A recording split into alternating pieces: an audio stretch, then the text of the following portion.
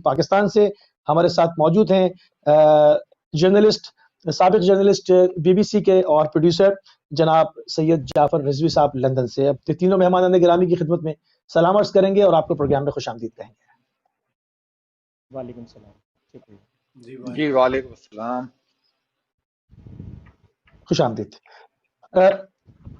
راشد رضوی صاحب، آپ مختلف اوقات میں جو ہے وہ مسنگ پرسنز کے حوالے سے تحریکیں چلاتے رہے ہیں، چیزیں جو ہے وہ اس کے اندر اوپر نیچے ہوتی رہی ہیں، لوگ چھوٹتے رہے ہیں، یہ تمام چیزیں ہوتی رہی ہیں. ابھی اس وقت جو پاکستان کی مجموعی صورتحال ہے، کیا پاکستان اس چیز کا محتمل ہو سکتا ہے کہ اس وقت ایک قوم بننے کی ہمیں ضرورت ہے، ہمیں باقاعدہ ایک قوم کی طرح سے آگے آنے کی ضرورت ہے؟ مگر ہم دیکھ رہے ہیں اس وقت بھی جہاں پر مہنگائی کا جو ہے وہ عروج کے اوپر ہے، جہاں پر بے روزگاری اپنے عروج کے اوپر ہے، لاک ڈاؤن کے اوپر باتیں دوبارہ سے ہو رہی ہیں، ایک پینڈیمک جو ایک وبا، پوری عالمگیر وبا ہے وہ پھیلی ہوئی ہے، اس کے اندر لوگ، اس کے اندر بھی جو لوٹ مار ہو رہی ہے. ان تمام چیزوں کے ہوتے ہوئے جو ہے وہ اس وقت جو ہے وہ لوگوں کو غائب بھی کیا جا رہا ہے.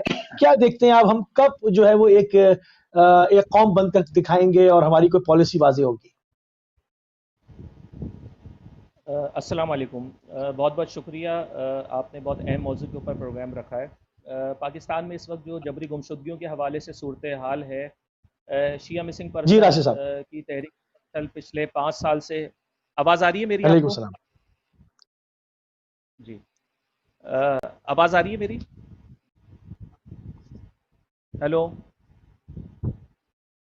جی راشد صاحب، ویسے تو آپ کی جی بالکل آواز آ صاف آ رہی رہی ہے، ہے. لیکن غالباً علی. جی جی بالکل صاف آ رہی ہے، گفتگو فرمائیں.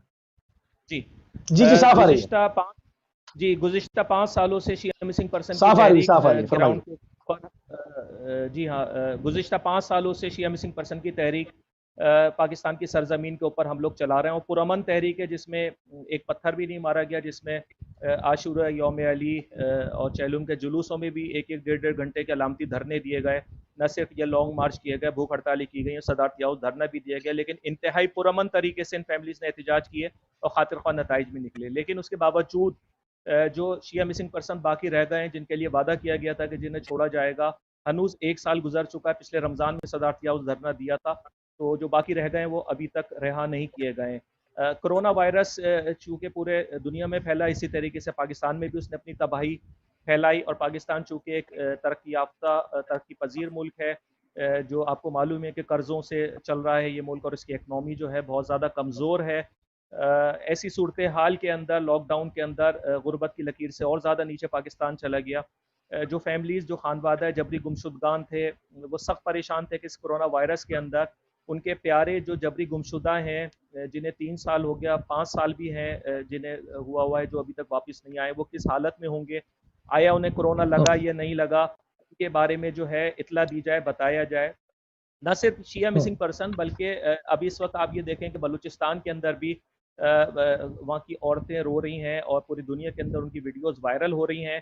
ایک عورت نے احتجاج کیا جس کا بھائی جو ہے 11 سال سے جبری گمشدہ ہے، اور وہ سخت زار و قطار روئی ہے، پوری دنیا میں وائرل ہوئی ہے. دیگر قومیں بھی جو ہے جبری گمشدگی کے خلاف اس وقت پاکستان کے اندر بہت متحرک ہو کر تحریک چلا رہی ہیں، اور ایسی صورتحال کے اندر جو باقی شیعہ مسنگ پرسن رہ گئے، ان کی فیملیز کا بھی ہم پر سخت دباؤ ہے، سخت پریشر ہے. روزانہ فون کر کے پوچھتی ہیں کہ میرا بھائی کب آئے گا، میرا بیٹا کب آئے گا. اور کچھ تو ایسے ہیں جن کے ماں باپ بستر مرگ کے اوپر ہیں، اور جو اس سے پہلے جو رہا کرائیں، ان کے کئی ایسے ہیں جو جن کے ماں باپ مر گئے، وہ اپنی ماں باپ کا اپنا آخری دیدار بھی نہ کر سکے. تو انسانی حقوق کی دھجیاں اڑائی گئی ہیں اس وقت پاکستان کے اندر، اور ان کو، حکمرانوں کو خاص طور کے اوپر ڈرنا چاہیے اس وقت سے جب یہ تمام قومیں یکجا ہو جائیں، جب سندھی، بلوچ، پختون اور شیعہ جو ہیں ایک پوائنٹ ایجنڈے کے اوپر ایک اگر ہو گئی، تو پھر جو ہے بہت مشکلات حکومت کے لیے بھی ہو جائے گی. کیونکہ جب علیحدہ علیحدہ تحریکیں چل رہی ہیں تو وہ بھی ایک طاقتور تحریکیں چل رہی ہیں. جب سب یہ تحریک یکجا ہو گئی ساری قومیں اس ایک پوائنٹ ایجنڈے کے اوپر، تو پھر حکومت کے لیے چلنا بہت مشکل ہو جائے گا. شیریں مزاری صاحبہ جو انسانی حقوق کی منسٹر ہیں، ان کی اہم ذمہ داری ہوتی ہے، لیکن بالکل خاموش ہیں. آرٹیکل 10 کی خلاف ورزی ہو رہی ہے، انسانی حقوق کی خلاف ورزی ہو رہی ہے پاکستان کے اندر. اور وزارت انسانی حقوق، مجھے ایسا لگتا ہے بالکل کہ کوئی بھنگ پی کر سو رہی ہے اس وقت پاکستان کے اندر. عمران خان صاحب نے وعدہ کیا تھا کہ میں جب اقتدار میں آؤں گا تو جبری گمشدگیاں ختم کراؤں گا، قانون سازی کراؤں گا، ادروائز نہیں تو میں ریزائن کر دوں گا. 2 سال ہو گئے، انہوں نے اپنا وعدہ بھی نہیں کیا. ٹھیک ہے، دیکھیں نارمل حالات ہوتی ہے، اس کے اندر پھر بھی گھر والوں کو صبر آ جاتا ہے. لیکن یہ صورتحال اس وقت لاک ڈاؤن کی صورتحال ہے. میڈیا کے اوپر اس وقت جو ہے خوف کی فضا طاری ہے، اور خوف کی وجہ سے آپ دیکھیں کہ لوگ پریشان ہیں، لوگ مر رہے ہیں بے تحاشا تعداد کے اندر کرونا وائرس کی وجہ سے. امریکہ کے اندر آپ دیکھیں کتنی اموات ہوئی، انگلینڈ کے اندر ہوئی، ان کے اندر بھی 1 لاکھ سے زیادہ لوگ جو ہیں متاثر ہو چکے ہیں. تو ایسی صورتحال میں فیملیز کا پریشان ہونا، گھبرانا ایک فطری عمل ہے جسے نہیں روکا جا سکتا. عید ابھی گزری ہے، عید کے اوپر ان فیملیز نے جو ہے بیچاری روئی ہیں، پیٹی ہیں اپنے پیاروں کو یاد کر کے، لیکن جو ہے ان کو رحم نہیں آتا، ان کو کسی قسم کا احساس نہیں ہوتا کہ اپنے ہی شہری ہیں. اور دنیا کی دیکھیں کوئی فوج دنیا کی جو ہے اپنے شہریوں سے کوئی جنگ نہیں جیت سکتی ہے. سپر پاور ملک ہے امریکہ. ابھی امریکہ کے اندر بھی آپ نے دیکھا کہ ایک بچی نے جو ہے جب امریکی فوجیوں کو سنانا شروع کیا تو فوجیوں نے گھٹنے زمین کے اوپر ٹیک کر جو ہے سر جھکایا اور انہوں نے معافی مانگی. تو جو سپر پاور فوج ہے دنیا کی، وہ اپنی عوام کے سامنے گھٹنے ٹیک دیتی ہے. تو دنیا کی کوئی فوج جو اپنی عوام سے جنگ نہیں جیت سکتی ہے. اگر کوئی خوش فہمی کے اندر ہے کہ اپنی عوام سے وہ جنگ جیت لے گا، اپنی عوام کو باغی کر دے گا، اپنی عوام کو کمزور کر کے وہ جو ہے وہ طاقتور ہو جائے گا، تو یہ خوش فہمی ہے. ان کی عوام جو ہے جس دن کمزور ہوگی، اس دن ملک کمزور ہوگا، اس دن جو ہے فوج بھی کمزور ہوگی. تو یہ سخت اس وقت پریشانی کے عالم میں لوگ ہیں. تمام کمیونٹیز پریشانی کے عالم کے اندر ہیں، صرف شیعہ مسنگ پرسن کی فیملیز نہیں بلکہ تمام کمیونٹیز کی. کورونا وائرس یہ بہت ایک اس وقت جو ایک وبا کی جو صورت ہے، اس کے اندر کسی کو نہ قرار آ رہا نہ چین آ رہا، اور اتنی خوف کی فضا ہے اس وقت کہ کسی بھی صورت میں جو ہے لوگ جو ہے مطمئن نہیں ہو رہے ہیں، گھر والے مطمئن نہیں ہو رہے ہیں. انسانی ہمدردی کے تحت ان کو سوچنا چاہیے تھوڑی بہت بھی. نہیں مگر آپ سے اس کے اوپر کافی مرتبہ بات ہوئی کہ جی آئندہ جو ہے وہ اغوا نہیں کیا جائے گا. ہمارے پاس پورا انفراسٹرکچر موجود ہے، ہمارے پاس تھانے موجود ہیں، پولیس موجود ہے، عدلیہ موجود ہے. وہ اس کا حال جو بھی ہو، میں یہ بات نہیں کر رہا ہوں، مگر یہ تمام چیزیں موجود ہیں. تو پھر اغوا کرنے والی صورتحال، غیب کر دینے والی، اس کی کوئی گنجائش بنتی نہیں. تو آپ سے بارہا اس کے اوپر یاد دہانی کرائی گئی، وعدے وعید ہوئے، پوری شیعہ قیادت موجود تھی، جو ہے وہ عارف علوی صاحب کے گھر کے باہر وہاں پر جو دھرنا ہوا تھا. پھر اس کے بعد دوبارہ ہم دیکھتے ہیں کہ پارا چنار کے لوگوں کو اغوا کیا گیا ہے، اور صرف پاکستان میں نہیں سعودیہ میں بھی اغوا کیا گیا ہے. تو یہ کیا سلسلہ ہے؟ دیکھیں ابھی تک تو جو پاکستانی شیعہ مسنگ پرسن ہیں، ٹھیک ہے، انہوں نے صدارت یافتہ دھرنا جب ہم نے دیا تھا اور انہوں نے کافی لوگ دباؤ میں پریشر میں آ کے چھوڑے بھی اور وعدہ بھی کیا کہ مزید نہیں کریں گے اغوا. تو وہ پاکستانی جو تھے جو یہاں رہ رہے تھے انہیں تو خیر انہوں نے نئی جبری گمشدگیاں نہیں کری. البتہ جو لوگ رہ گئے ہیں وہ جو وعدے پورے کیے تھے وہ ابھی وہ کچھ جو ہے رہ گئے، ان کے وعدے وفا ہونا وہ پورے نہیں ہوئے، جو ہم بار بار یقین ان کو یاد دہانیاں کراتے ہیں.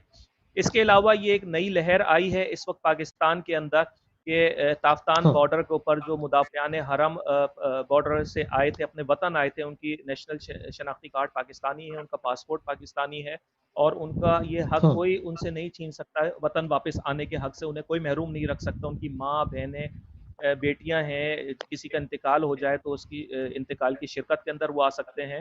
اور دوسری بات یہ کہ مدافعان حرم جو ہیں ان کی جو پالیسی ہے وہ صرف اور صرف یہ ہے کہ اہل بیت علیہ السلام کے روزوں کی حفاظت کرنا، اور داعش سے جو ہے داعش کے حملوں سے جو ہے اہل بیت علیہ السلام کے روزوں کی داعش سے حفاظت کرنا اور داعش کے حملوں سے بچانا. ان کی قطعی پالیسی نہیں ہے کہ پاکستان آرمی کے اوپر حملے کرنا، اور کوئی تاریخ ایسی موجود نہیں ہے پاکستان میں کہ مدافعان حرم نے پاکستانی فوج کے اوپر حملے کیے ہوں. اس کے علاوہ سنی اجتماعوں پر حملے کرنے کی بھی ان کی کوئی پالیسی نہیں ہے. تاریخ گواہ پاکستان کی کہ ابھی تک کسی ایک سنی اجتماع پر مدافعین حرم نے پاکستان کے اندر حملہ نہیں کیا. تو جب سنی اجتماع کے اوپر وہ حملہ کرنے کی ان کی پالیسی نہیں ہے، فوج پر حملہ کرنے کی پالیسی نہیں ہے، تو اس کا مطلب یہ ملک کے وفادار بھی ہیں، فوج کے وفادار بھی ہیں، اور اتحاد بین المسلمین کے عملی طور کے اوپر دائی ہیں. تو ایسی صورتحال کے اندر اگر انہیں آپ اغوا کرتے ہیں تو اس کا مطلب یہ کہ آپ کے جو لورز ہیں، فوج لورز جو ہیں، آرمی لورز جو ہیں، جو کہ سنی اور شیعہ لورز جو ہیں، آپ ان کو جو ہے اپنا باغی کر رہے ہیں, ان کو اپنا دشمن بنانے کی کوشش کر رہے ہیں, ان کو آپ ناراض کر رہے ہیں. تو کیا پھر آپ وہی کام کرنے صحیح. جا رہے ہو آپ نے طالبان کے ساتھ کیا کہ پہلے طالبان کو آپ نے ناراض کیا اور اس کے بعد پھر ان کے ساتھ جا کر مذاکرات کیے؟ ٹھیک ہے. تو یہ صورتحال ایک اچھی صورتحال نہیں ہے پاکستان کے اندر, اور اس صورتحال کا ناجائز فائدہ وہ طاقتیں اٹھا سکتی ہیں جو کہ ملک کے اندر آلریڈی نسلی بنیاد کے اوپر جبری گمشدگیوں کی تحریک چلا رہی ہیں, جس کے اندر پی ٹی ایم بھی آپ کے سامنے, منظور پشتین بھی ہے, وہ نسلی بنیاد کے اوپر بھی ان دیگر کمیونٹیز کو جو کہ مذہب کے نام کے اوپر کام کر رہی ہیں انہیں استعمال کر سکتی ہیں, اپنے ساتھ ملا سکتی ہیں. صحیح, بالکل ٹھیک ہے. آگے بڑھیں گے. بہت اچھا جو ہے وہ آپ نے پورا ایک بیک گراؤنڈ بتایا کہ سارے معاملات کیا ہیں. یہ بھی ایک ایسی حقیقت ہے جس سے آنکھیں چرائی نہیں جا سکتی, جہاں پر کرونا وائرس نے تباہی مچائی بھی ہے, جہاں پر بے روزگاری اپنے چوبند کے اوپر ہے, عروج کے اوپر ہے, بھوک افلاس ہے, اس کے اندر غبن ہو رہے ہیں, تمام چیزیں. حسین عباس ظہری صاحب, آپ کا ایک وسیع تجربہ پاکستان میں جڑی سیاست سے بھی رہا ہے, آپ الیکشن بھی لڑتے رہے ہیں, آپ کی کافی جو ہے وہ دقیق نگاہ ہے اندر پاکستان کے اندر. کیا اس وقت کوئی حکومت کی, موجودہ حکومت جو کہ تبدیلی سرکار ہے, تبدیلی کے نام سے وجود میں آئی, کوئی واضح پالیسی پیش کرنے میں ہنوز ناکام رہی ہے؟ ہم کسی کے خلاف نہیں ہیں, ہم نیوٹرل بات کرتے ہیں, جو ہے وہ بیان کرتے ہیں. کوئی پالیسی سامنے ابھی تک نہیں آئی ہے, امید کرتے ہیں کہ پالیسی سامنے آئے, مگر ایک ایسے وقت میں جو اس وقت شدید ضرورت تھی پاکستان کو قدم بقدم جو ہے وہ ایک ایک قدم پھونک پھونک کے رکھنے کی, جہاں کرونا وائرس اپنی تباہی مچا رہا ہے, بھوک افلاس, بے روزگاری, اور اس کے ساتھ جو ایک اور چیز دیکھنے میں آئی کہ ماہ مقدس رمضان کے اندر جو ہے وہ باقاعدہ ایک پلاننگ کے تحت کوئی اس کے اندر پیمرا لاس کی کسی چیز کی کوئی جو ہے وہ لائن, ساری ریڈ لائنز عبور کی گئی, اس کی کوئی پاسداری نہیں کی گئی, مقدسات پر ایک دوسرے کے حملے کروائے جاتے ہیں. کہیں سے حکومت کی کوئی پالیسی نظر نہیں آتی. یہ کیسی تبدیلی ہے ظہری صاحب؟ اعوذ باللہ من الشیطان الرجیم, بسم اللہ الرحمن الرحیم. سب سے پہلے تو علی شکریہ کہ آپ نے مجھے اس پروگرام کا حصہ بنایا. یہ انتہائی اہم موضوع ہے جو ہم اس وقت یہاں پہ ڈسکس کر رہے ہیں. خود سے جو راج صاحب نے پاکستان سے اور ہمارے مسنگ پرسنز کے حوالے سے جو گفتگو کی, بڑی نظر ہے, کافی جدوجہد ہے اس حوالے سے. وہ کمیونٹی کو لیڈ کرتے رہے ہیں اور اس کے خاطر خواہ نتائج بھی برآمد ہوئے ہیں. انہوں نے گفتگو کی. ویسے تو مختلف وجوہات کی بنا پر لوگوں کو وہاں پر اٹھایا گیا, غائب کیا گیا, اغوا کیا گیا, جبری طور پر ان کو لاپتہ کیا گیا. لیکن ہمارا کنسرن جہاں دوسری قوموں کے ساتھ اور ہمارے اپنے لوگوں کے ساتھ, اس پہ انہوں نے کافی اچھا لی. حوالے سے جو آپ موجودہ حکومت کے حوالے سے اور جو یہ کرونا وائرس حوالے سے جو گفتگو کر رہے ہیں, سچویشن ہے, پہلے یہ ہے دیکھیں پاکستانی حکومت ایک تو کنفیوژن کا ہے, اور دوسرے صوبائی حکومت اور وفاقی حکومتیں آپس میں متصادم ہیں. یہ انسانیت کے لیے بات کر رہے ہیں, انسانوں کو بچانے کے لیے بات کر رہے ہیں, بیماری پھیل رہی ہے, لوگ مر رہے ہیں, یہ سب ڈھونگ ہے. میری نظر میں یہ سب ہے جو صوبائی حکومتیں کر رہی ہیں. ان کا نہ انسانوں سے کوئی واسطہ ہے, نہ انسانیت سے کوئی واسطہ ہے. ان کو اس سے کوئی سوال ہے کہ لوگ بیمار ہو رہے ہیں یا لوگ مر رہے ہیں یا لوگوں کی کیا صورتحال ہے, ان کو ذرہ برابر اس کا خیال ہے, نہ اس کا احساس ہے. یہ صرف دکھانے کے لیے یہ بیٹھ کے ٹی وی کے اوپر یہ ہوتے ہیں, وفاقی اور صوبائی ہوتے ہیں, لوگوں کو بنا رہی ہیں. لیکن لوگوں کو یہ سمجھنا چاہیے یہ حکومتیں نہیں, ایک وفاقی مافیا ہے, ایک صوبائی مافیا ہے. یہ دونوں کے مفادات آپس میں لڑ رہے ہیں اور یہ اس مفادات کے حصول کے لیے لڑ رہے ہیں. اگر ان کو عوام سے ہمدردی ہوتی تو یہ کم از کم اپنے اپنے علاقوں میں پانی کا انتظام کر دیتے جہاں جوہر سے انسان اور جانور دونوں پانی پیتے ہیں. یہ کم از کم وہ مسائل حل کرتے ہیں کہ جہاں پر لوگ بھوک اور افلاس سے مر رہے ہیں.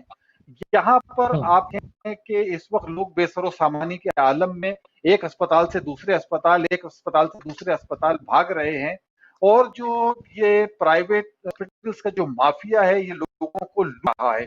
لاکھوں روپے لوگوں کی کمائیاں یہ لوگ 2-2, 3-3 دن میں یہ نکال لیتے ہیں لوگوں سے، بے سر و سامانی کے عالم میں لوگ پھر رہے ہیں، ان کی سمجھ میں نہیں آ رہا ہے کہ کیا کیا جائے. اور یہ جتنے پرائیویٹ ہسپتال مافیاز ہیں یہ انہی حکومت کے ہیں. جیسے شوگر مافیا ہے، جیسے اسکول مافیا ہے، ویسے یہ ہاسپٹل مافیا ہے، اور ان سب کا تعلق انہی حکمرانوں سے ہے. یہ تو ایک لاٹری لگی ہوئی ہے، یہ کروڑ قاعدہ سے ایک لاٹری ہے ان حکمرانوں کے لیے.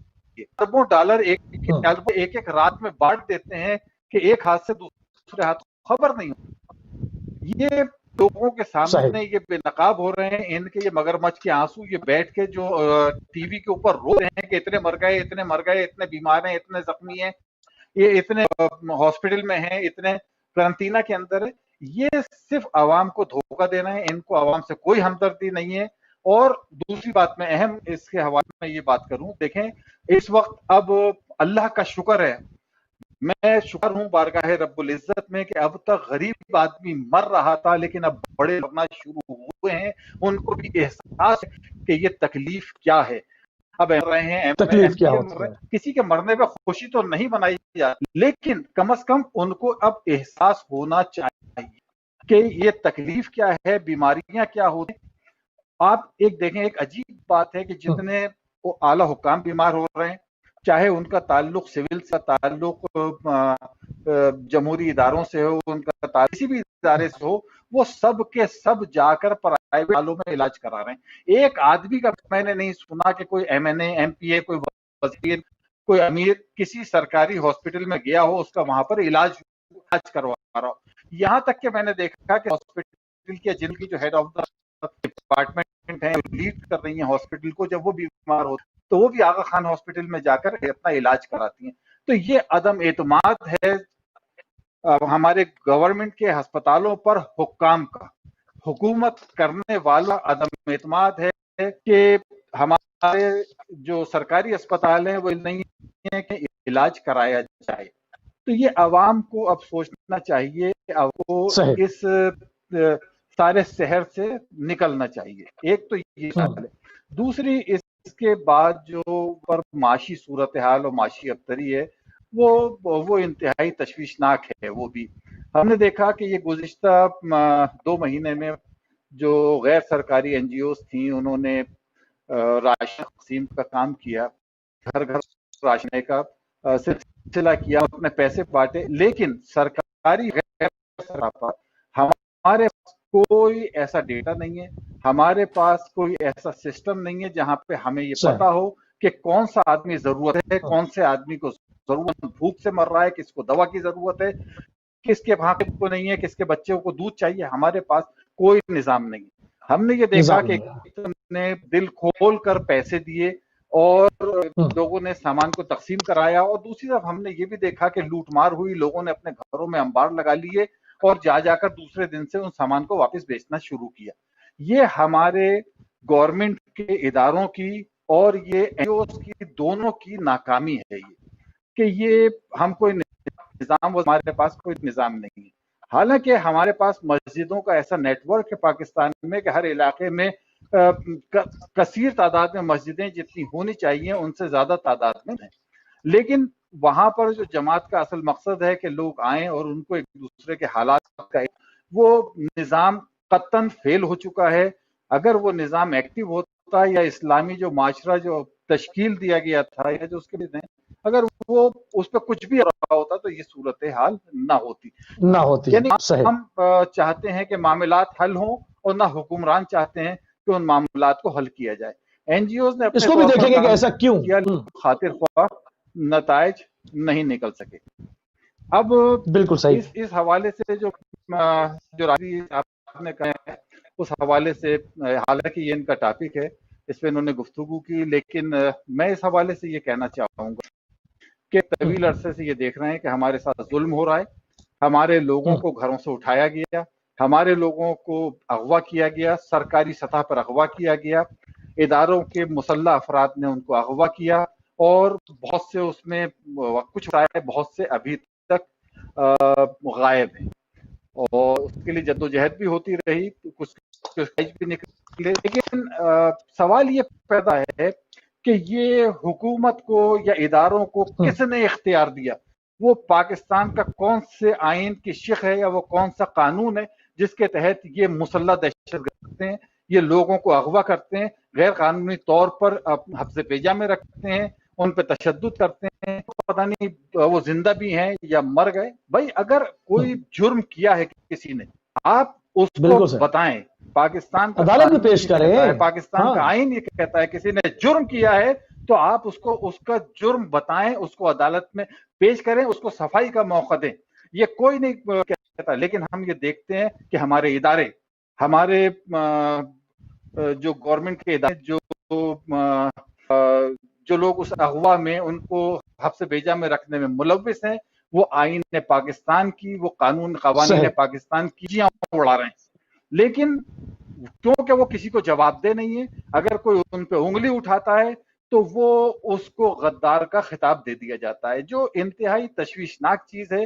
اس سے پاکستان کو مضبوط نہیں کر رہا ہے، اس سے وہ لوگوں کے دلوں میں کھوکھلا کر رہے نفرتیں بڑھائیں اور اپنے اختیارات کا ناجائز فائدہ اٹھا رہے ہیں، اس کو استعمال کر رہے ہیں.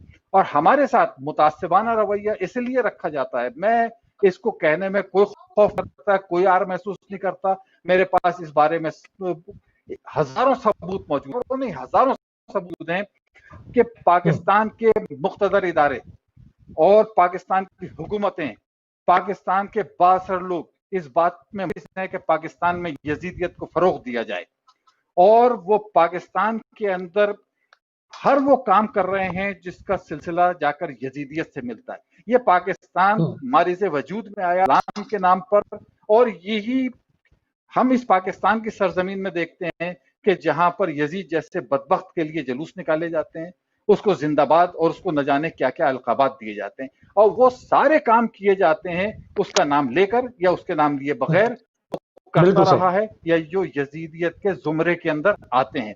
اور میں سمجھتا ہوں کہ ہمارے لوگوں کو غائب کرنا، جن کا کوئی جرم نہیں ہے، وہ پاکستان کے غدار نہیں ہیں، وہ پاکستان کے وفادار ہیں، وہ مجرم نہیں ہیں، وہ پاکستان کے باعزت شہری ہیں، وہ ملک کے غدار نہیں ہیں، وہ باغی نہیں ہیں، وہ کچھ نہیں ہے. ان کو کس جرم کی سزا دی جا رہی ہے؟ صرف اس بات کی سزا کہ وہ آل محمد کے محب ہیں، ان کا تعلق شیعہ گھرانوں سے، وجہ سے آپ ان کو اذیتوں میں مبتلا آپ ان کو کیے ہوئے ہیں. یہ صرف اور صرف یزیدیت ہے، اور ہمارے مقتدر حلقے اس یزیدیت کو فروغ دینے کے اندر پیش رہے ہیں.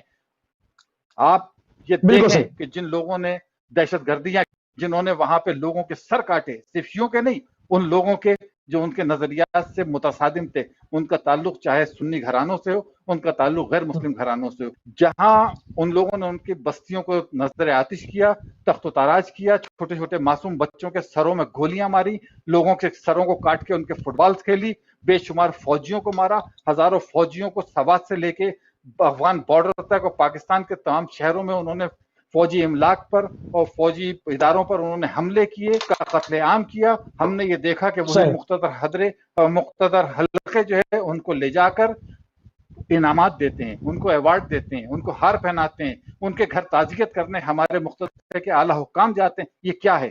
اس کا نتیجہ صرف یہی نکلتا ہے، مجھ جیسا آدمی یہی نتیجہ نکالتا ہے کہ یہ آپ کے زیر اثر ہیں، آپ کے اوپر چلتے ہیں.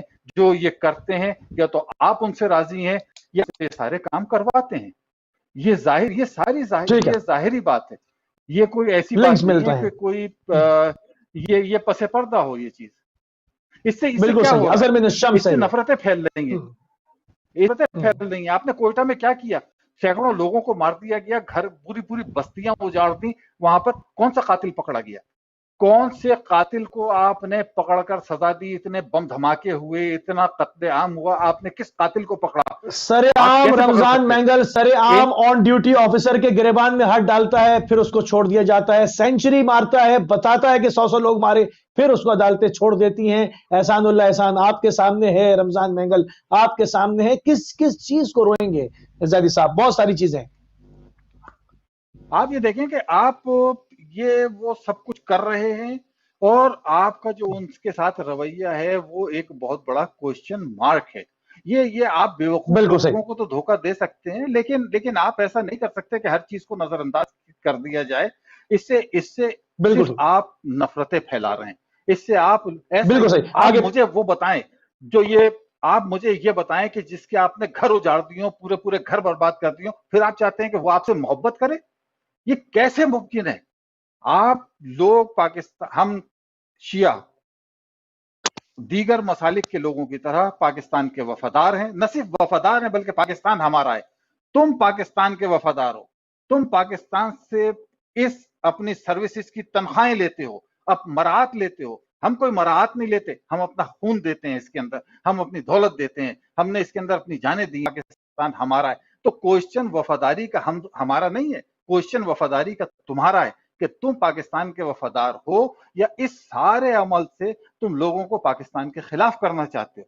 آخر چاہتے کیا ہو؟ بالکل ٹھیک ہے، اس وقت چاہتے کیا پاکستان ہو؟ ایک میں آپ سے، میں جو میری معلومات ہے یا جو میں دیکھ رہا ہوں، پاکستان میں اس 70 کی دہائی سے یا 60 کی دہائی کے حصے سے جو حالات ہیں وہ اس سے زیادہ خراب اور خطرناک صورت بالکل اختیار صحیح، کر چکے ہیں، اس لیے کہ پاکستان میں اس وقت وہ لوٹ مار، وہ چوری، وہ رشوت، وہ ساری چیزیں نہیں تھیں جو عوام سے اس کا حق حیات چھین لیا جائے۔ ارے حق حیات کو چھوڑ دیں، حق تدفین چھین لیا جائے۔ آج غریب کا اگر کوئی آدمی مر جاتا ہے تو اس کے پاس اتنے پیسے نہیں ہوتے کہ وہ لے جا کے اپنے عزیز کو، اپنے گھر بالکل والے کو صحیح، دفن ان کرنے کے تمام چیزوں پہ اخراجات اٹھا سکے۔ آج اور بات کرتے ہیں۔ یہ حالات تم نے پہنچا دیے ہیں، یہ بدتر ہیں، ورس سے ورس ہو چکے ہیں۔ آخر اور اس ورسٹ ہو وقت گئے، جبکہ ہماری بارڈر کی صورتحال اچھی نہیں ہے، انٹرنل صورتحال اچھی نہیں ہے، بین الاقوامی ٹھیک ہے، اقوام کے اندر جو ہماری صورتحال کسی صورت سے اچھی نہیں ہے، ہمارے مقتدر اداروں لوگوں کو جو محب وطن ہیں، جو اپنی جانیں اس ملک کو، قوم پر قربان کرتے ہیں، ان کو چاہیے کہ وہ اپنے اندر سے ان کالی بھیڑوں کو، ان منافقوں کو، ان نکال دیں، بدترین بالکل صحیح لوگوں ہے، کی خود اپنے طور پر نشاندہی کریں، ان کو نکالیں، اپنے ادارے کو تطہیر کریں۔ جیسے ہم نے ماضی میں دیکھا کہ مسلح افواج میں سے کو جو انڈین ایجنٹ تھے، رینکوں کے تھے، ان کو افواج نے خدا ان کو نکالا، بلکہ شدید ترین سزائیں دیں۔ تو وہ تمام لوگ جو پاکستان کی جڑوں کو کھوکھلا کر رہے ہیں اور ان کے اندر ہیں، ان کو نمونہ عبرت بنائیں اور اپنے اداروں کی تطہیر کریں۔ بالکل ٹھیک ہے، بالکل ٹھیک ہے۔ گفتگو کو ناظرین جو ہے وہ مزید آگے بڑھائیں گے، لائف نمبرز بھی اسکرین کے اوپر آویزہ کر دی گئیں، آپ بھی پروگرام میں شامل ہو سکتے ہیں، آپ کی رائے کو بھی آن بورڈ کیا جائے گا اور اپنے مہمانان گرامی کے سامنے رکھا جائے گا، ان کی بھی رائے لی جائے گی۔ جعفر رضوی صاحب، آپ کا وسیع تجربہ ہے صحافت کے میدان میں، پاکستان سے لے کے UK تک، اور یہاں پر سرکاری ٹی وی پہ BBC کے ساتھ بھی آپ رہے، سابق پروڈیوسر بھی رہے اور جرنلسٹ بھی رہے۔ آپ کا ایک وسیع جو ہے وہ ایک نگاہ، دقیق نگاہ ان تمام حالات کے اوپر ہے، جس طرح سے ابھی ہمارے دو مہمانان گرامی نے اس کے اوپر گفتگو کی۔ آخر کیا وجہ ہے کہ کیوں پالیسی نہیں آتی، یا ہم اس کو یوں کہیں، بانگ دہل ہم بات کرنا چاہتے ہیں کہ جنرل ضیاء کی جو پالیسی تھی، جب سے وہ پالیسی سامنے آئی ہے، ہم دیکھتے ہیں باتیں ہوتی ہیں کہ پالیسی شفٹ ہو جائے گی، پالیسی شفٹنگ ہو رہی ہے، مگر ہنوز پالیسی شفٹ نہیں ہوئی، چہرے تبدیل ہوتے رہے، جو ہے وہ نعرے تبدیل ہوتے رہے، مگر پالیسی جو کہ جو ہے وہ چل رہی ہے، تھوڑا سا اس میں 19-20 آ جاتا ہے، مگر پالیسی پوری طور پہ تبدیل نہیں ہوئی۔ کیا کہتے ہیں آپ کہ کیا اب بھی کوئی وقت آنا رہ گیا ہے کہ ہم اپنی پالیسی کو تبدیل کریں، یا وہی پالیسی جو جنرل ضیاء نے بوئی تھی، جس میں heroin culture, gun culture, Afghanistan سے دہشت گرد، بم دھماکے، تمام ہم نے اپنے بارڈروں سے اندر بلا لیے، مزید اس کو کنٹینیو کیا جا سکتا ہے کیا؟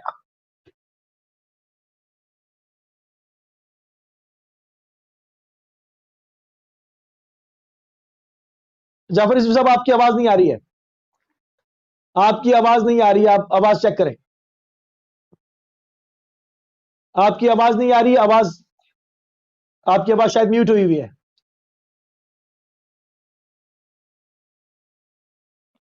آواز نہیں آ رہی ہے۔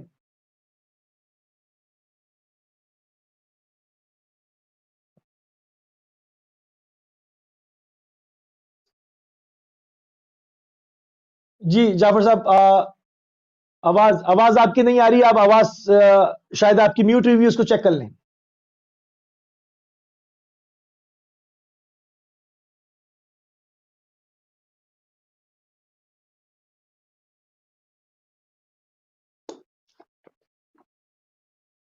جی جعفر رضوی صاحب کی اگر آواز ہم تک پہنچ جاتی ہے تو ہم فوراً جعفر رضوی صاحب کے ساتھ جو ہے اس کے اوپر گفتگو کو آگے بڑھائیں گے، اور راشد رضوی صاحب، یہ بتائیے کہ یہ جو تمام چیزیں ہیں، آپ کی جو اس حوالے سے شیعہ قیادت سے بھی بات ہوئی ہے، تمامی تنظیموں کے ساتھ، ان کے تمام اکابرین جو ہے وہ دھرنے کے اندر شامل تھے، جو عارف علوی صاحب کے گھر کے باہر دھرنا دیا گیا تھا، تمام چیزیں تھیں اس میں شامل تھے. تو کیا معاملات ہیں، کس طرح سے اب نئے آنے والے چیلنجز کو ہم قابو کر پائیں گے کہ اب پاکستان کے اندر تو یہ ہو ہی رہا تھا، مخبریاں کر کے جو ہے وہ دوسرے ممالک، عرب ممالک میں سے بھی جو ہمارے محنت کش مزدور طبقہ ہے ان کے اوپر الزام لگا کر کے یہ مالی مدد کرتے رہیں، یہ کرتے رہے، وہ کرتے رہے، ان کو وہاں سے اٹھا لیا گیا ہے. اس حوالے سے کیا ہم نئے چیلنجز سے نبرد آزما ہو پائیں گے؟ کیا آپ کی شیعہ قیادت کے ساتھ بات ہوئی ہے؟ اس کو ذرا سا ہمارے ناظرین کی خدمت میں پیش کریں.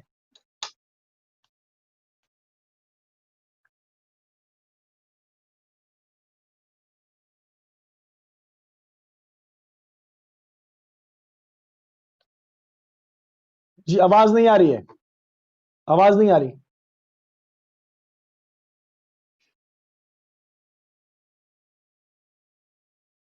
آواز نہیں آ رہی ہے. موسوی صاحب کیا آپ تقریباً میری آپ آواز کے سن سکتے جعفر، ہیں؟ سسٹم میں خرابی ہے علی. جی جعفر رضوی صاحب آواز آ رہی ہے؟ جی مجھے آ رہی ہے آپ کی آواز. آپ کو میری آواز آ رہی ہے؟ ٹھیک ہے جی بالکل ٹھیک آ رہی ہے. راشد رضوی صاحب، جعفر رضوی صاحب کے پاس پہلے چلتا ہوں، وہاں سے آتا ہوں. جعفر صاحب آپ سے ہم نے سوال کیا تھا کہ تمام جو موجودہ صورتحال ہے اس پہ کیوں جو ہے وہ جنرل ضیاء کے زمانے کی پالیسی کنٹینیو ہو رہی ہے، اس کو کنٹینیو کریں قبلہ. جی میں موسوی صاحب آپ سے یہی کہہ رہا تھا، بہت شکریہ آپ کا. میں آپ سے یہی کہہ رہا تھا کہ مجھے اجازت دیجیے کہ میں آپ سے اختلاف کر سکوں اور اس اختلاف کی جسارت کر سکوں کہ کوئی پالیسی ہے. بالکل ٹھیک ہے. میرے خیال میں کوئی پالیسی ہے ہی نہیں. ہم مختلف ادوار میں یہ دیکھ چکے ہیں کہ پاکستان کی ریاست ایک جمود کا شکار ہو رہی ہے، اور پاکستان میں جو بھی ارباب اختیار ہیں، آپ ان کو مقتدر حلقے کہیں، پولیٹیکل فرنٹ لائن کہیں، ان میں ہمیں کچھ بھی نظر نہیں آتا. جو سیاسی جماعتیں ہیں، آپ ان کو سیاسی جماعتیں کہتے ہیں، میڈیا پر، سوشل میڈیا پر ان پر تنقید ہوتی ہے سیاسی جماعتیں کہہ کے، لیکن ٹو بی ویری آنیسٹ، بہت ایمانداری کے ساتھ اگر تجزیہ کیا جائے تو یہ سیاسی جماعتیں ہیں، اور نہ ان میں سیاست موجود ہے، نہ کوئی سیاسی نظریہ ہے. یہ نظر آتے ہیں، یہ فین کلبز ہیں. کوئی نواز شریف صاحب کا فین کلب ہے، کوئی آصف زرداری صاحب کا فین کلب ہے، خان صاحب کا فین کلب ہے.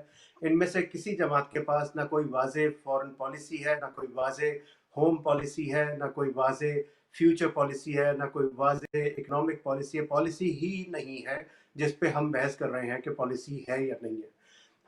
جب پالیسی نہیں ہوتی ہے تو اس کا نتیجہ یہ نکلتا ہے کہ وقتاً فوقتاً ہم نے دیکھا پاکستان میں فوج نے انٹروین کیا، پولیٹیکل سسٹمز کو پیچھے دھکیلا گیا، فوج اقتدار پر غالب رہی. 70 میں سے 40 سے زیادہ سال تک فوج اقتدار پر قابض رہی، اور اس کے نتیجے میں جو ایک سیاسی نظام ہمارے ہاں سو کالڈ سیاسی نظام موجود ہے، اس کی کوئی سمت ہمیں آج 72 سال بعد نظر نہیں آ رہی ہے. جہاں تک رہ گیا آپ کے سوال کا تعلق کہ یہ جن لوگوں کو اٹھایا جا رہا ہے، جن لوگوں کو لاپتہ کیا جا رہا ہے، پرسنز ہیں، یہ بہت دیر ہو چکی ہے شاید ہم لوگوں کو اس پر آواز اٹھانے میں. میڈیا جب تک کنونشنل میڈیا تھا، سوشل میڈیا تو ابھی ریسنٹ فنومنا ہے، جب تک کنونشنل میڈیا تھا، پرنٹ میڈیا سے لے کے الیکٹرانک میڈیا تک شفٹ ہوتے ہوتے کوئی 20 تک ہم تمام رپورٹرز، تمام صحافی، تمام قلمکار، تمام ادیب، تمام دانشور یہ لکھتے رہے، کوشش کرتے رہے کہ اس پر آواز اٹھائی جائے. پہلی مرتبہ جب بلوچستان میں 1973 میں فوج کشی ہوئی تھی، ہمیں اس وقت آواز اٹھانی چاہیے تھی، اور اس وقت جو آواز اٹھائی گئی اس کا ساتھ نہیں دیا گیا. نتیجہ یہ نکلا کہ بلوچستان کا مسئلہ اور بلوچستان میں حکام کی وہ پریکٹس آج ہمیں پارا چنار سے پنڈ دادن خان تک اور لیاری سے دتہ خیل تک نظر آ رہی ہے. آج پاکستان میں کہیں کوئی نہیں ہے. وہ ریاست جو اپنے لوگوں کو طاقت کے بل پر حکم کرنا چاہتی تھی، حکومت کرنا چاہتی تھی، اس ریاست کو خود اپنے رٹ کے کولیپس ہونے کا سامنا ہے. آج آپ کہیں ریاست کی عملداری کراچی میں گلستان جوہر سے لے کے اور شوال تک، وزیرستان کے علاقے شوال تک نظر نہیں آ رہی ہے.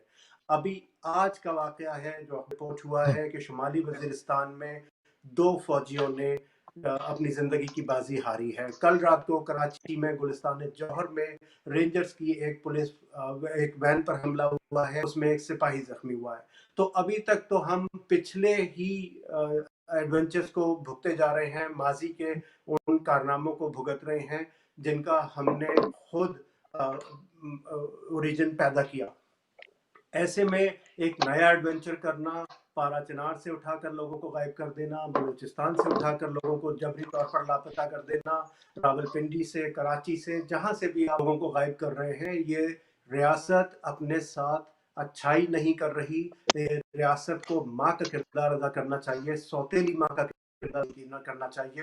ہو سکتا ہے کہ آپ کی رائے کے مطابق، ریاست کے حکام کی رائے کے مطابق، ہو سکتا ہے ان میں سے کچھ لوگ آپ کے مزاج کے مطابق بات نہ کر رہے ہوں، آپ کی رائے کے مطابق بات نہ کر رہے ہوں، آپ کے خیال میں وہ بہک چکے ہوں، آپ کے خیال میں وہ گمراہ ہو چکے ہوں. لیکن اگر ایسا ہے جیسا کہ آپ سمجھتے ہیں کہ وہ بہک رہے ہیں یا گمراہ ہو رہے ہیں، تو اس کے بھی دنیا بھر میں نظام ہائے ریاست موجود ہیں.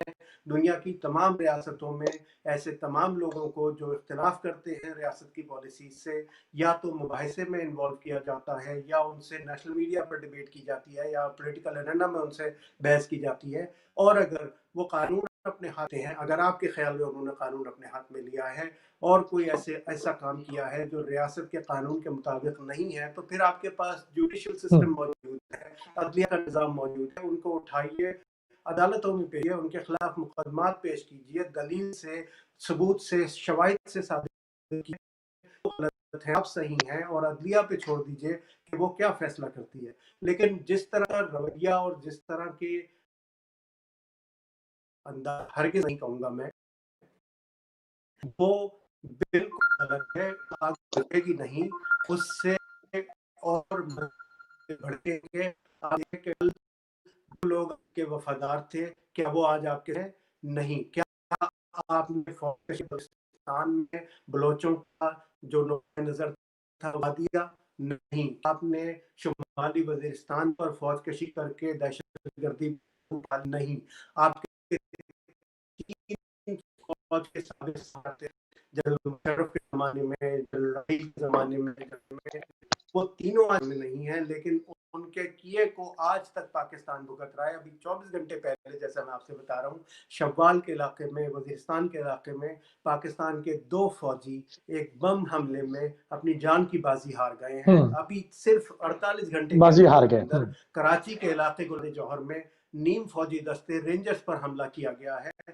ہوا ہے. تو اس کا مطلب یہ ہے کہ گردی سے آپ طاقت کے بل پر لڑنے کر رہے تھے، طاقت کے بل پر آپ ان سے نہیں لڑ سکتے. تو اگر آپ طاقت کے بل پر اپنے لوگوں پر دنیا کی واحد جوہری ریاست ہے جو اپنے لوگوں پر فوج کشی کر رہی ہے. فوج کشی کرنا مسائل کا حل نہیں ہے. سیاسی نظام کو چلنے دیجئے، عدالتی نظام کو چلنے دیجئے، ان کو ان کی اہمیت دیجئے.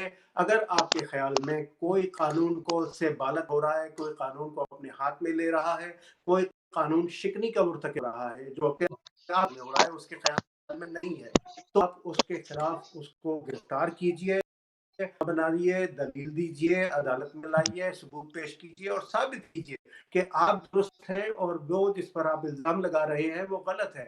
اور پھر عدلیہ سے وہ فیصلہ لیجئے کہ جو نظام آپ نے خود تشکیل دیا 70 برسوں میں، افسوس کا مقام ہے 70 برسوں سے زیادہ ہو گئے ہیں، اور آج بھی آپ کو اپنی سمت کا اندازہ نہیں ہے. آج بھی آپ کو یہ نہیں پتا کہ مگر اپنے جعفر لوگوں کے صاحب ساتھ وہ کیا سب صحیح ہے.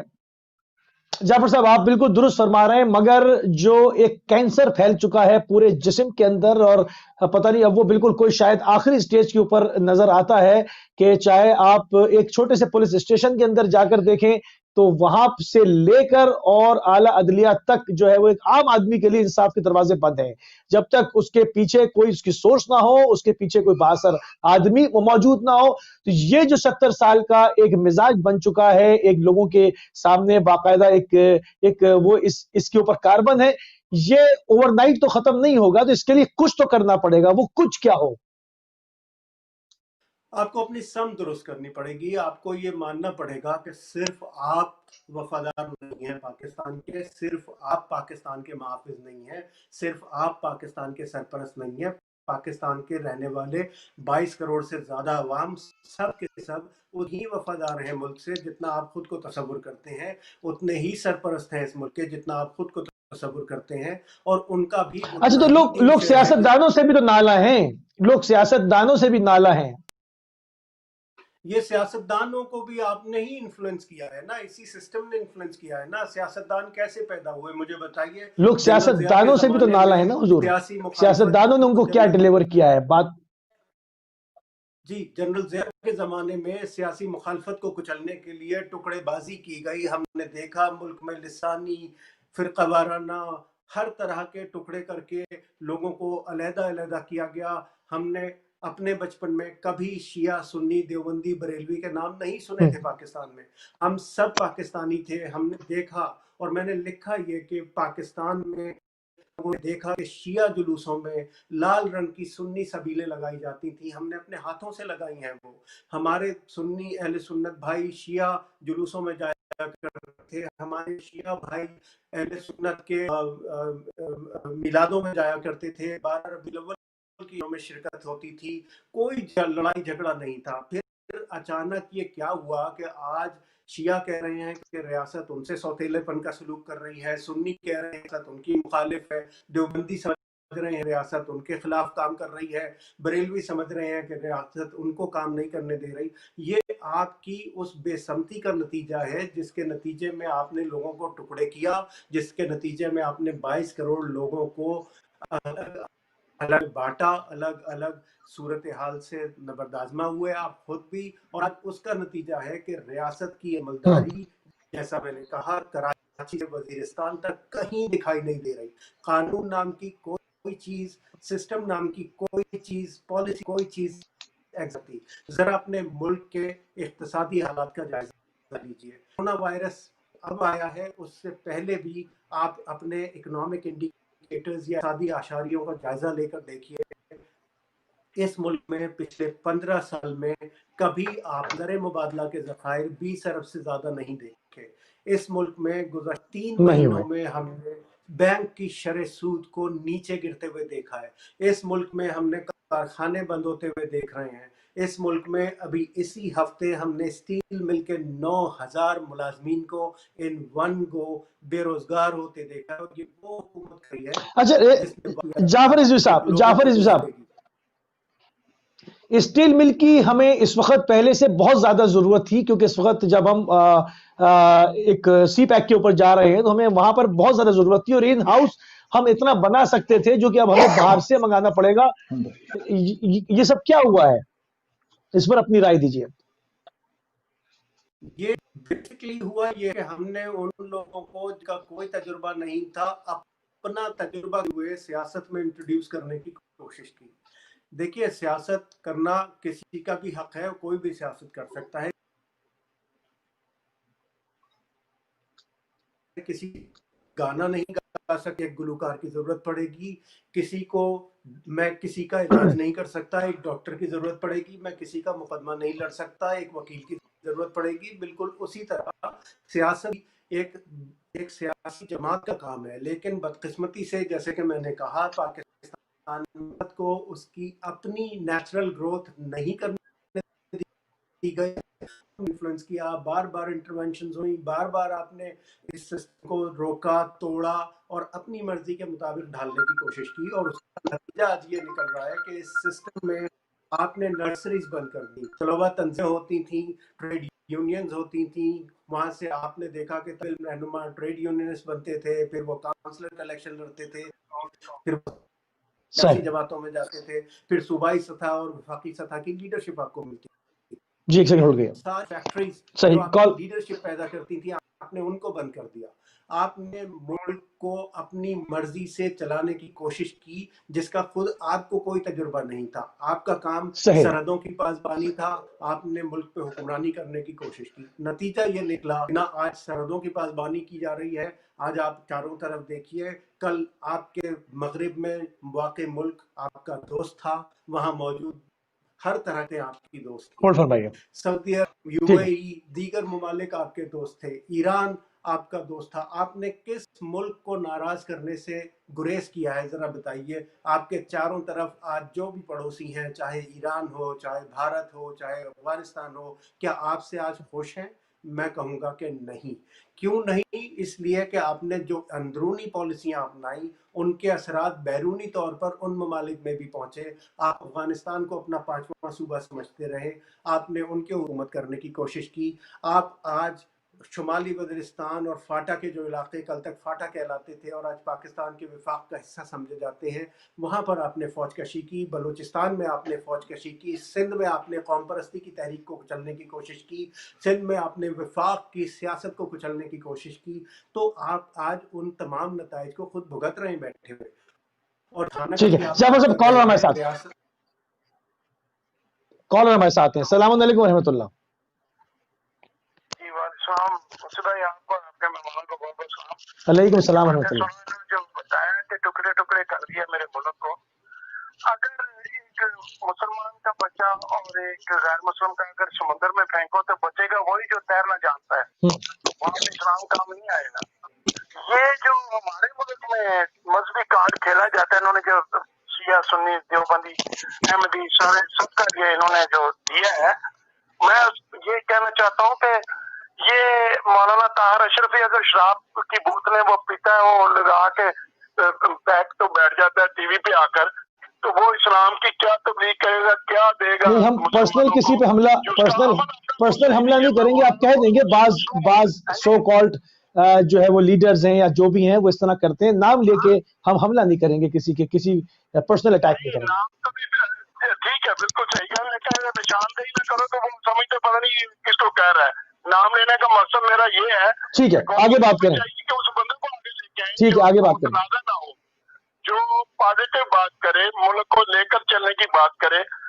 اگر بیڑا گرک کیا دانوں کا، اسٹیل مل کا، PIA کا، ریلوے کا، ہر محکمہ جو ہے وہ کرپشن کی طرف کر دیا، اور جج جو فیصلہ دیتا ہے کہ جی جو 40 سال خدمت کرنے والا فوجی اس کو 3 دن ہینگ کیا جائے، وہ اس جج کو کیوں نہیں فیصلہ کرتا جو مدینے میں جا کر سودے بازی کرتا ہے؟ ہر ادارہ اپنے ادارے کو سمجھتا ہے وہ پوتر ہے، وہ ٹھیک ہے. بالکل پکیزہ گائے ہے، اور باقی سارے مجرم ہیں.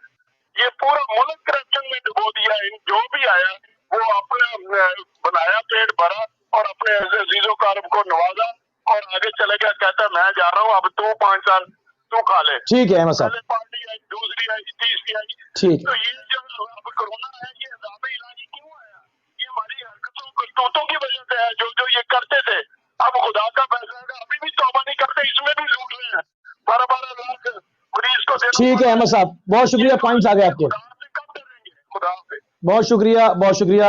جعفر رضوی صاحب، ان کی بھی آپ نے گفتگو سنی. لوگوں کے دل بھرے ہوئے ہیں. ایک کرونا وائرس جو کہ ایک ہمیں اس کے وقت جو ہے وہ اس وقت قوم بن کے سامنے آنا تھا، لوٹا جا رہا ہے. بعض انجیکشن جو کہ لائف سیونگ ڈرگز میں آتے ہیں، اس وقت سوشل میڈیا کے اوپر بھی ایک بہت بڑا ٹرینڈ بنا ہوا ہے کہ وہ چند ہزار کے تھے، 3 لاکھ روپے کا بک رہا ہے. یہ سارے معاملات اس حوالے سے کیا کہیں گے آپ؟ اس کے اوپر بھی بالکل کوئی پالیسی، جیسے آپ نے کہا نا، کچھ ہے ہی نہیں، کوئی پالیسی ہے ہی نہیں، کچھ نظر نہیں آئی. یہ ہم لے کے کدھر جا رہے ہیں قوم کو؟ جی، میں نے اپنے بھائی کی بات سنی. مجھے کسی کی ذاتی بات کرنے کی یا جیسے میرے بھائی تنقید کر رہے تھے، کوئی کچھ بھی کرتا رہے، وہ ان کے ذاتی معاملات ہیں، لیکن قومی کنٹریبیوشن ان کا کیا ہے؟ ہماری لیڈرشپ کا قومی کنٹریبیوشن کیا ہے؟ انفارچونیٹلی جنرل ضیاء نے جس سسٹم کو پاکستان میں انٹروین کیا اور جب اپنا قائم کی اور اس کو دوام بخشنے کے لیے آئندہ 10 سالوں 1977 کو انہوں نے بھٹو صاحب کی حکومت ختم کی اور خود 1988 تک وہ حکومت کرتے رہے. تو اس بیچ میں 10 سال میں دیکھا اس قوم کو ٹکڑے ٹکڑے ہوتے. ان 10 سالوں میں ہم نے اس عملداری کو ریاست کی تقسیم ہوتے دیکھا، کولیپس ہوتے دیکھا. یہ وہ ملک تھا جو پاکستان، وہ ملک تھا جو ایشین ٹائیگر بنا رہا تھا، اور ہم نے اس کو بھیگی بلی بنتے ہوئے دیکھا خود اپنی ریاست کے اندر. اور ہم نے اس ریاست کو، اسی ریاست میں فوج کشی کا شکار ہونے والے طبقات نے ایسا جواب دیا یا ایسی پالیسیز ان دوسرے حلقوں نے بنائی کہ ریاست اپنی عملداری کے لیے چاروں دیکھ رہی ہے. نتیجہ یہ نکلا کہ آپ ٹکڑوں میں ہیں. آپ آج کل جو ہم سب ساتھ مل کر جدوجہد کرتے تھے اس ملک کو آگے بڑھانے کی، تعلیم کا ایک پروسیس تھا، روزگار کا ایک معاملہ تھا، یہ سارے معاملات چلتے تھے. آج یہاں پہنچ گئی ہے صورتحال کہ آپ مجھے بتائیے پچھلے 15 برس میں یا 20 برس میں کیا ہم نے کوئی ایسی یونیورسٹیز بنائی جن کو ہم قابل فخر قرار دے سکیں؟ کوئی ایسی تعلیمی پالیسی بنائی کسی بھی حکومت میں، چاہے وہ نواز شریف صاحب کی حکومت ہو، چاہے وہ بے نظیر بھٹو کی حکومت ہو، چاہے وہ آصف زرداری صاحب ہو، چاہے وہ عمران خان صاحب کی حکومت ہو. ہم نے کوئی ایسی فورن پالیسی بنائی جس نے ہماری ریاست کے مفادات کا تحفظ کیا ہو، کوئی ایسی انٹرنل پالیسی بنائی جس نے ہمارے اندرونی مفادات کا تحفظ کیا ہو، کوئی ایسا علمی نظام بنایا جو ہمیں لیڈرشپ دے سکے، کوئی ایسے روزگار کے مواقع پیدا کیے، کوئی کارخانے لگائے، کوئی فیکٹری بنائی. نہیں، ہم نے کچھ نہیں کیا. نتیجہ یہ نکلا کہ آج جو اقتصادی حالت ہے، ہر آدمی اس وقت سروائیول کے کوسچن سے دو چار ہے. اور جو آپ کہہ رہے ہیں کہ 3,000 روپے کی چیز 3 لاکھ کی بک رہی ہے، یہ بھی اصل میں وہی ریس ہے کہ میں کم سے کم زندہ رہ لوں. جب آپ مہنگائی کو اس نہج پہ لے جائیں گے، ایک طرف ہم دیکھتے ہیں کہ ملک میں اگر آپ کسی بھی سڑک پہ جائیں تو ایسکلیڈ اور کیڈیلیک جیسی گاڑیاں گزرتی ہیں. 10 منٹ کے اندر اندر آپ بیش قیمت گاڑیوں کو روڈ پہ گزرتے ہوئے دیکھ سکتے ہیں. ایک جگہ ہم دیکھتے ہیں کہ ایک وقت کے کھانے پر 25,000 روپے کا خرچہ کیا جا رہا ہے، اور دوسری طرف ہم دیکھتے ہیں کہ ایک کنبے کے پاس ایک وقت کے کھانے کے پیسے نہیں ہیں. بالکل ایسے ہی آپ ان کو اب اس وقت اس طرح ایسی جگہ پہ لے جا رہے ہیں کہ نہ ان کو کوئی مستقبل نظر آ رہا ہے اور نہ ان کو کوئی اگلے وقت کے کھانے کا آسرا ہے. ایک لقمہ کھانے کا جس خاندان کے پاس نہیں ہوگا، دیکھیے میں غربت کا شکار ہوں گا، شاید میں ایک وقت فاقہ کشی اپنے اوپر کر لوں گا، لیکن اگر آپ میری یہ کہیں کہ میری اولاد تک کشی کرنی پڑے گی تو پھر میں ریئیکشنری ہو جاؤں، اور پھر میرا ریئیکشن ہر وہ کرنے پر میں تیار ہو جاؤں گا، چاہے وہ قانون کے دائرے میں آتا ہے یا نہیں آتا، کیونکہ بچے کی بھوک، اولاد کی بھوک آپ برداشت نہیں کر سکتے. نہیں کر سکتے. بالکل صحیح، بالکل صحیح. کال بھی ہمارے ساتھ ہیں. جی آپ بات کمپلیٹ کر لیں جعفر صاحب، پھر میں شامل کرتا ہوں. جی، اس کو اگر آپ نے آج بھی درست نہیں کیا، پالیسی کو آج بھی چینج نہیں کیا، جیسے مدافعان حرم کو آپ نے ابھی بات ہو رہی تھی اٹھا کے بند کرنے کا پروسیس جاری رکھا، چاہے آپ نے بلوچستان پہ فوج کشی کا معاملہ جاری رکھا، پاکستان میں منظور پشتین اور ان کے دوستوں کو یا وزیر تحریک کو یا جو بھی معاملات ہیں طاقت سے کچلنے کی کوشش کی، سندھ میں قوم پرستوں کو فوج کشی کرنے کی کوشش، پنجاب کے لوگوں کو مذہب کے نام پر لڑانے کی کوشش کی، خیبر پختونخوا میں بد انتظامی کے ذریعے، بدعنوانی کے ذریعے کرپشن کو جاری رکھا، تو آپ یقین کیجئے بہت دن نہیں چلے گا یہ سلسلہ. آپ کو ہوش کے ناخن لینے پڑیں گے، آپ کو معلوم کرنا پڑے گا کہ یہ جس شاخ پہ آپ بیٹھے ہیں اگر اسی کو گے تو یہ آشیانہ جو آپ کو خود بنانا تھا وہ تنکا تنکا بکھر جائے گا. آپ ریاست کے محافظ سمجھتے ہیں خود کو، آپ ریاست کا ذمہ دار خود کو، تو خدا کا واسطہ ریاست کا کردار ادا کیجئے، ماں کا کردار ادا کیجئے، سوتیلی ماں کا کردار ادا نہ کیجئے. بالکل ادا نہ کیجئے. کالر ہمارے ساتھ. السلام علیکم ورحمۃ اللہ. جی نقوی صاحب خوش آمدید، بسم اللہ. آپ کے مہمانوں کو بھی سلام. علیکم السلام. سب سے پہلے تو میں یہ گزارش کروں گا کہ آپ کی آواز کے علاوہ باقی تمام بھائیوں کی آواز بہت دھیمی ہے، بہت ہی دھیمی آواز ہے، بڑا کان لگا کے سننا پڑتا ہے. آواز کم آ رہی ہے آپ کو؟ اس کو ذرا اوپر کر دیں آواز کو تاکہ آسانی سے سنا جا سکے. ٹھیک ہے. دوسرا یہ ہے، میں تینوں بھائیوں سے ایک سوال کرتا ہوں پاکستان کی سیاست سے، کیونکہ میں یہ سمجھتا ہوں کہ اگر مکے اور مدینے میں حج روک دیا گیا ہے، وہاں پہ عمرہ روک دیا گیا ہے، وہاں نمازیں بند کر دی گئی ہیں، تو کیا پاکستان کو اتنا بڑا کعبہ ہے کہ جس میں یہ لاک ڈاؤن نہیں ہو سکتا یا عوام کی جانوں کو نہیں بچایا جا سکتا؟ اگر ایران میں کو بند کر دیا گیا ہے، مشہد کو بند کر دیا ہے، کربلا اور نجف کو بند کر دیا گیا تھا لوگوں کی جانوں کی حفاظت کے لیے، تو پاکستان کون سے آدمی آسمان سے اتر کے آئے کہ اس کے عوام کو ہم کرونا کے آگے چارہ بنا کے رکھ دیں اور کہیں کہ جی ہم عوام کو بچا رہے ہیں، کرونا سے مرتا ہے تو 10,000 مر جائے کوئی فرق نہیں پڑتا، بھوک سے ایک بھی نہ مرے تو وہ ہمیں ضرور. یہ کیا عقل مندی ہے, کہاں کا ثبوت ہے؟ اور اب میں آپ تینوں بھائیوں سے یہ پوچھوں گا کہ کیا ہر دفعہ ایک نہیں, دو نہیں, تین نہیں, 1000 دفعہ, 100 دفعہ یہ بات ہو چکی ہے یو ٹرن والی, کہ ہر دفعہ پیاز کھا کے 100 پیاز کھا کے یو ٹرن لینا پڑتا ہے؟ تب تک یہ پیاز کھاتے رہیں گے اور عوام کو ذلیل کرتے رہیں گے اور عوام کو مارتے رہیں گے. ان کے پاس کوئی پالیسی نہیں ہے, یہ عوام کو بچانے کی کوئی بات نہیں کر سکتے. آج پھر کہتے ہیں کہ ہم لاک ڈاؤن کرتے ہیں, ہم تک 100 پیاز کھانے کے بعد اب جو لاشیں گری ہیں, جو 2000 آدمی بقول ان کے مرے تو بہت زیادہ ہیں, مرے ہیں, کیا ان کا خون ان کے سر پہ ہے؟ کیا ان کا خون ان ججوں کے سر پہ ہے جنہوں نے عید کی چھٹیاں دی تھی؟ میں یہ سوال تو اتنے زیادہ ہوتے ہیں, اگر آپ لوگوں سے سوال جواب پوچھیں تو پھر آپ کہتے ہیں نہیں جی یہ ہو گیا جی, پیچھے 50 سال یہ ہوا, 7 سال یہ ہوا. وہ پیچھے کی باتیں جو تھی وہ تو جو ہو گئی, آپ نے ثابت کر دیا وہ چور ڈاکو تھے. اب آپ تو چور نہ بنے, آپ تو ڈاکو نہ بنے.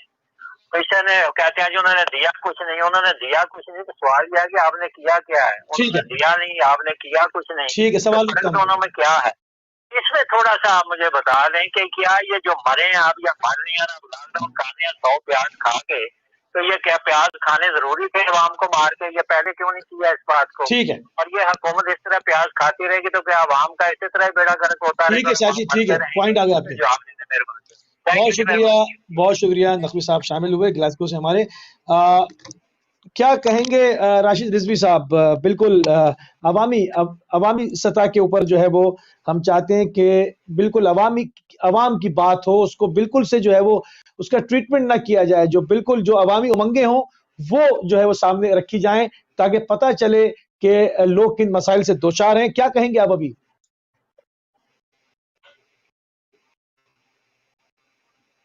راشد صاحب آواز نہیں آ رہی, آپ ری جوائن کریں ہمیں, آپ ری جوائن کریں ہمیں, آپ ہمیں ری جوائن کریں.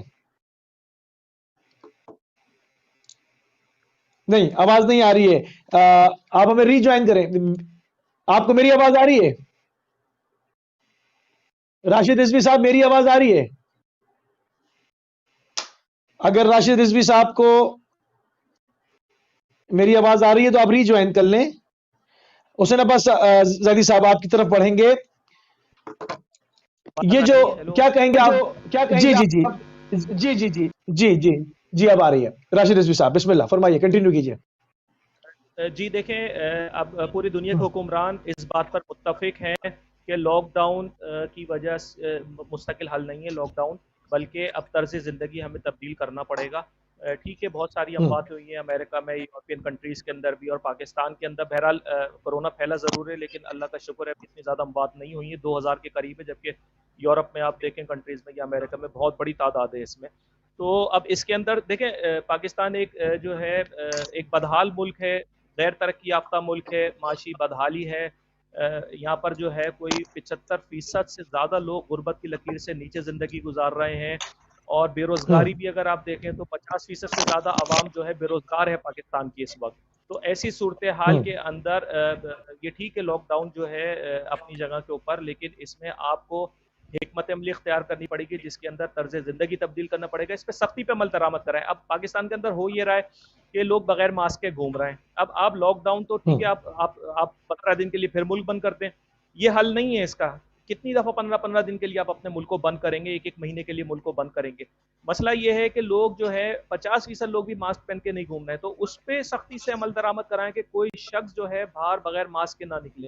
یا اگر ایس او پی جو ہے, ایس او پی کا کوئی عمل درآمد نہیں ہو رہا ہے. نہیں, ماسک اویلیبل ہیں. پہلے تو یہ بتائیں رضوی صاحب, ماسک اویلیبل ہیں؟ ابھی ایک نیا انکشاف ہوا ہے کہ جی ماسک بھی اسمگل ہو رہے ہیں. مطلب ایک حیرت انگیز بات تھی, میں پاکستانی میڈیا کو سن رہا تھا, اس کے اوپر بتایا جا رہا ہے کہ ماسک اسمگل ہو رہے ہیں. اور دوسرا جو کورونا سینٹر جنہوں نے 10-10 لاکھ روپے فیسیں لے کر ایڈمیشن دیے لوگوں کو, انہوں نے بھی پراپر ہاسپٹل میں نہیں رکھا ہوا ہے, کورونا سیل بنائے ہوئے ہیں مختلف پی چی ایس جو ہے وہ مختلف P S C H S وغیرہ کے بنگلوں کے اندر. وہاں پر وہ سہولیات نہیں ہے جو ہاسپٹل میں ہوتی ہیں. اس کا بھی انکشاف ہوا ہے. اس حوالے سے اگر آپ کے پاس اپڈیٹ ہے تو بتائیں. جی دیکھیں, ماسک جو تھے شروع کے 2 مہینے جو ہے بہت زیادہ سخت تھے, تو اس میں تمام فیکٹریز بند تھیں اور تمام آفیسز بند تھے, لیبر کام پر نہیں جا رہی تھی, ٹرانسپورٹ بند تھی. تو اس صورتحال کے اندر تو ماسک اویلیبل نہیں تھا. گورنمنٹ کی جو ذمہ داری تھی کہ وہ ماسک پرووائڈ کرے، لیکن گورنمنٹ جو ہے وہ تو کھانا ہی پرووائڈ نہیں کر سکی 3 وقت کا، تو ماسک کیا پرووائڈ کرتی ہے. تو لیکن اب چونکہ تیسرا مہینہ جب یہ اس کرونا وائرس کے ساتھ پاکستان میں نہیں کر نہیں سکی یا کر نہیں سکی یا کرنا نہیں چاہا. جو کروڑوں روپے کا انہوں نے کہا کہ اناج بانٹ دیا گیا، وہ نظر نہیں آئے کہاں پہ بانٹا ہے. یہ تو شروع سے بات ہوتی رہی ہے. کر نہ سکنا ایک الگ چیز ہے اور کرنا نہ چاہنا الگ چیز ہے. انہوں نے تو اپنے ڈاکٹرز کو جو کہ فرنٹ لائن سولجرز ہیں، جو کہ قومی ہیرو ہیں، انہیں پی پی ایز جو ہیں اور جو کٹس ہیں وہ پرووائڈ نہیں کری. اس وقت بھی حالت یہ ہے کہ جو وزراء وزٹ کر رہے ہیں ہاسپٹلوں میں، وہ جو ہے N95 اور KN95 اسپیشل قسم کے ایگزیکٹو ماسک لگائے ہوئے، اور وہ جو عام جو ہے نان ووون جو ہے ماسک لگا کے عام ڈاکٹر پھر رہے ہیں. احتجاج ہو رہے ہیں پاکستان کے اندر. کوئٹہ کے اندر ڈاکٹروں نے احتجاج کیا، لاہور میں ڈاکٹروں نے احتجاج کیا، کراچی میں ڈاکٹروں نے احتجاج کیا. ڈرے میں ہیں ڈاکٹر، خوفزدہ ہیں. مجھے نہیں پتا کہ یہ جو جہاز بھر بھر کے چائنا سے جو پی پی ایز جو آئی ہیں وہ کہاں چلی گئیں. ڈاکٹرز کو جو قومی ہیروز ہیں ان تک تو پہنچنی چاہیے تھی، ان تک بھی نہیں پہنچی ہیں. مسلسل ٹیلی ویژن چینلز کے اوپر خبریں آ رہی ہیں، سوشل میڈیا پہ خبریں آ رہی ہیں ڈاکٹروں کی احتجاجوں کی. تو یہ تو انہوں نے تو گورنمنٹ نے تو اب تک کوئی کردار ہی ادا نہیں کیا نا. جو چائنا سے ماسک آئے وہ بھی غائب کر دیے، پی پی ایز آئی. اب دیکھیں کتنا مذائقہ خیز لمحہ ہے پاکستان کے لیے. سر پیٹنے کو دل چاہتا ہے کہ یہ ملک جو کہ جس کی عوام کو ماسک نہیں مل سکا، جو کہ عوام خود جو ہے بھوک سے تڑپتی رہی، وہ امریکہ کو جو ہے وہ مدد کرنے کے لیے جو ہے ماسک کے جہاز بھیج رہا ہے. یہ کتنا مطلب مذائقہ خیز ٹھیک ہے. کالر کو بھی شامل کرتا ہوں. جی اللہ اکبر. کالر کو بھی شامل کرتے ہیں. السلام علیکم ورحمۃ اللہ. وعلیکم السلام. موسی بھائی میں معذرت چاہتا ہوں، میں بھائی صاحب کی بات سے بالکل اتفاق نہیں کرتا. کیا اگر ملک کے غریب عوام ہو تو ان کو مار دینا چاہیے؟ اگر ملک کے غریب عوام ہو تو ان کو مار دینا چاہیے؟ ان کی حفاظت کرنا ہمارا حق نہیں بنتا؟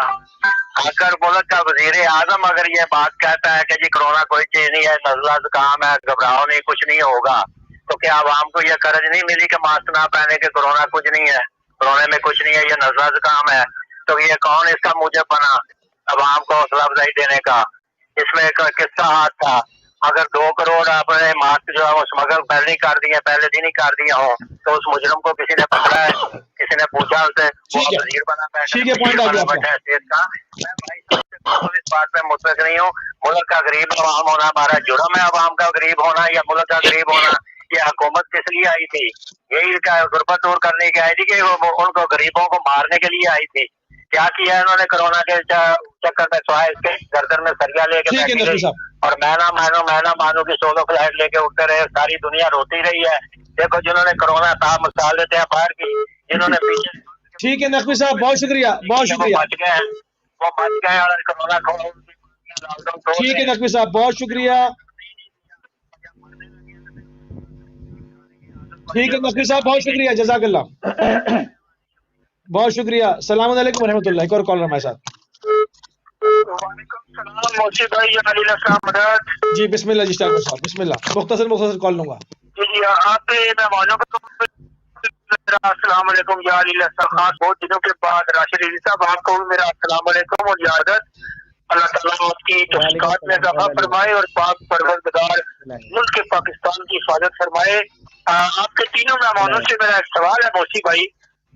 1947 سے 14 اگست سے پاکستان بنا ہے، تو کیا کوئی آج تک کوئی عوامی حکومت ملک پاکستان کے اندر آئی ہے؟ اگر آئی ہے تو مجھے بتا دیں. لیکن رضوی صاحب آپ سے گزارش ہے کہ اس پہ گفتگو ضرور فرمائیے گا. ٹھیک ہے. کہ اگر شیعہ پٹی میٹنگ ہوتے ہیں اٹھا کے لے جاتے ہیں، غریبوں کی مدد نہیں ہوتی، آخر اس کے پیچھے کون ہے؟ دوا تو بولا جاتا ہے ہماری جلسیاں یہ کرتی ہیں، ہم بڑے یہ کر دیں گے وہ کر رہے ہیں، لیکن کچھ پکڑا نہیں دکھائی دے رہا. مجھے سمجھ نہیں آتی کہاں سے کڈنیپ کیے جاتے ہیں، کون کرتا ہے، کہاں لے کے جاتے ہیں. مولا علی مدد. جزاک اللہ، جزاک اللہ.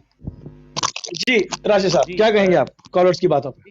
جی دیکھیں 2 مہینے تک تو ماسک چونکہ فیکٹریز بند تھی، مکمل لاک ڈاؤن تھا تو اویلیبل نہیں تھے، لیکن تیسرے مہینے سے جب فیکٹریز کھلنا شروع ہوئی ہیں تو اب مارکیٹ میں ماسک آنا شروع ہو گئے ہیں. تو عوام جو ہے اپنے طور کے اوپر خرید رہی ہے اور انہیں یوز کر رہی ہے. بہرحال حکومت اپنی ذمہ داری کے اندر فیل ہوئی ہے اور حکومت نے اپنی ذمہ داری نہ تو کسی قسم کی ذمہ داری پوری کری ہی نہیں نا. مطلب کس چیز کی تعریف کریں جب کام ہی کوئی نہیں ہوا تو تعریف کس چیز کی کریں؟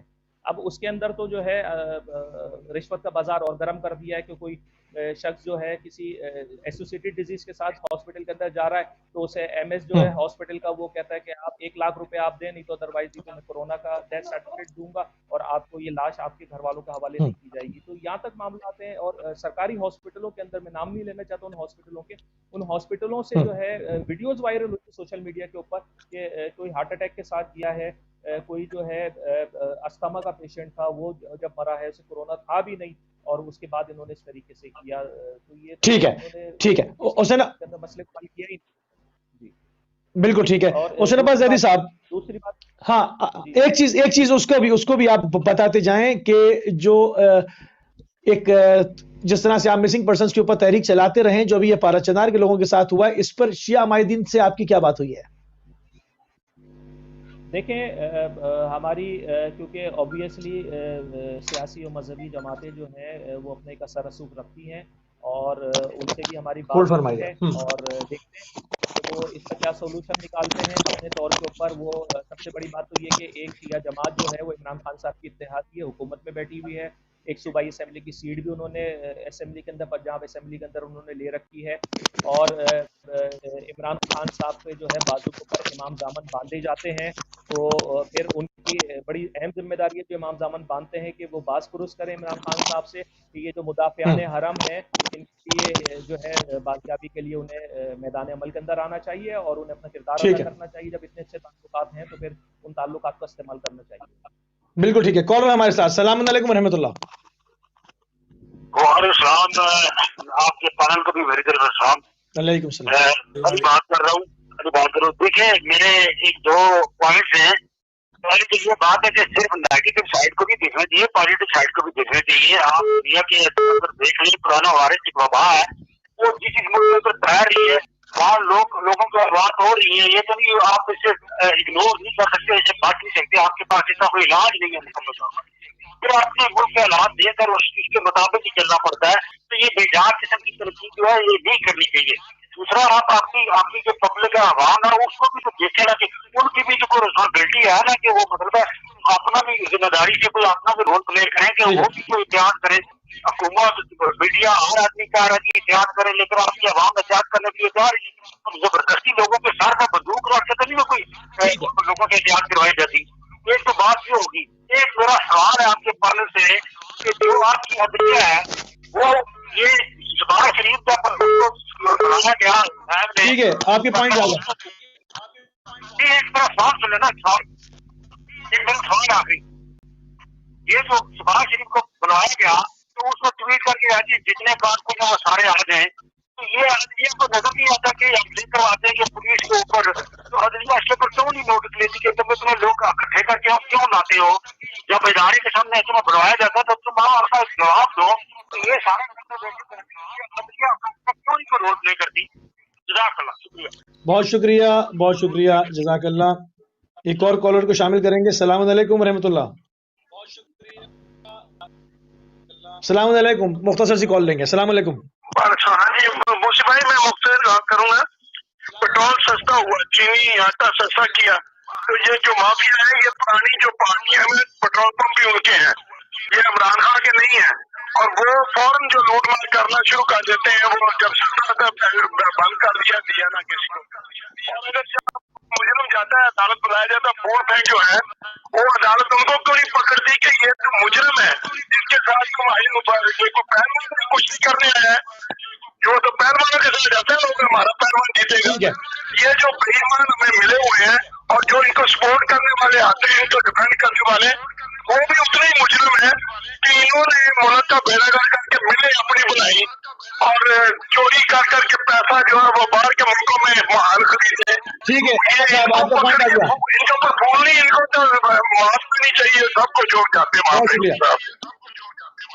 بہت شکریہ جزاک اللہ جزاک اللہ. احمد صاحب آپ کے پوائنٹس آ گئے. حسین عباس زیدی صاحب آپ نے ہمارے کالرز کی بھی گفتگو سنی، کیا کہیں گے آپ؟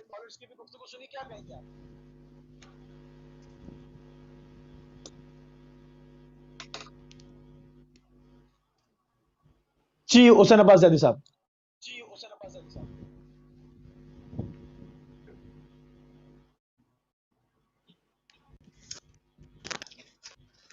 غالباً میرے فون میں تھوڑی سی پرابلم ہو گئی ہے. جی آواز آ رہی ہے آپ کو؟ پہلے یہ بتا دیں. جی اب صاف ہے. جی اب صاف ہے, فرمائیے. ایک منٹ میں اس کو کر لوں. مجھے کچھ ہو رہی ہے فون. ٹھیک ہے. جعفر رضوی صاحب آپ کی طرف بڑھیں گے. جعفر رضوی صاحب, آخر آپ نے کہا کہ کوئی پالیسی ہے ہی نہیں, یا جو بھی تھی وہ شارٹ ٹرم تھی.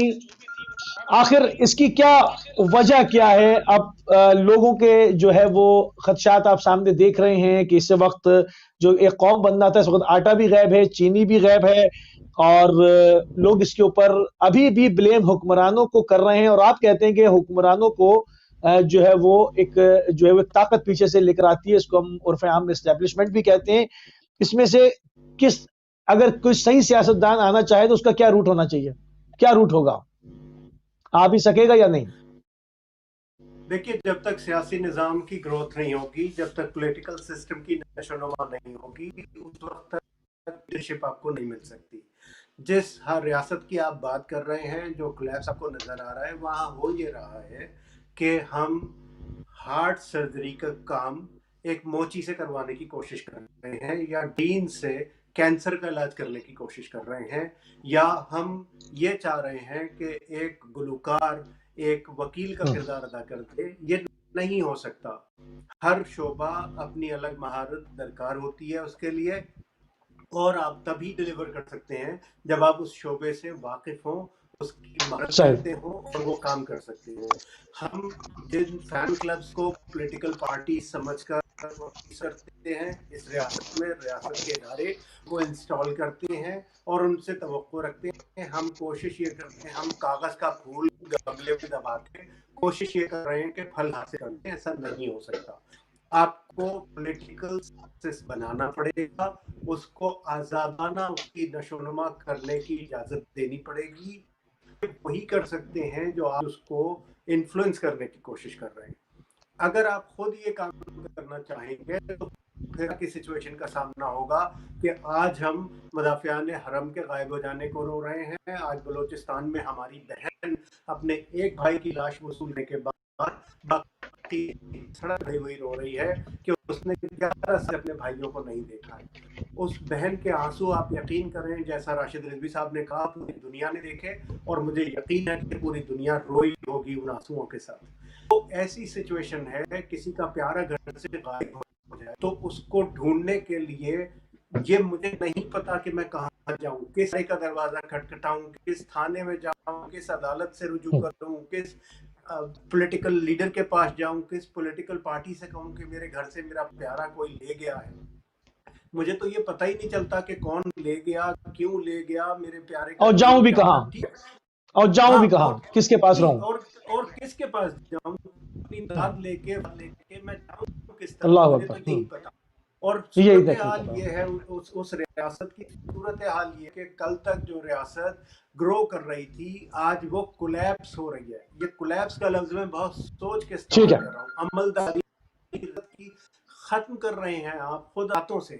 جب کل کو یہ شاخ نہیں رہے گی, آپ اس کو خدا نخواستہ آپ خود اس پہ بیٹھ کے افسوس کریں کہ آپ نے اپنے آشیانے کو خود تنکا تنکا کر کے بکھیرا. اگر آپ بالکل ٹھیک ہے, ابھی بھی ہوش کے ناخن لیں, اگر آپ ابھی بھی ریاست کے تمام حصوں کو اپنا حصہ سمجھیں, اتنا ہی وفادار سمجھیں جتنے آپ خود کو سمجھتے ہیں, اتنا ہی محافظ سمجھیں جتنا آپ خود کو سمجھتے ہیں, اور سب کی بات سنیں. کسی کی ہو سکتی ہے, کسی کی بات آپ سے زیادہ صحیح بھی ہو سکتی ہے, سنیں تو صحیح. بالکل ٹھیک ہے, بالکل ٹھیک ہے. کالر ہمارے ساتھ ہیں,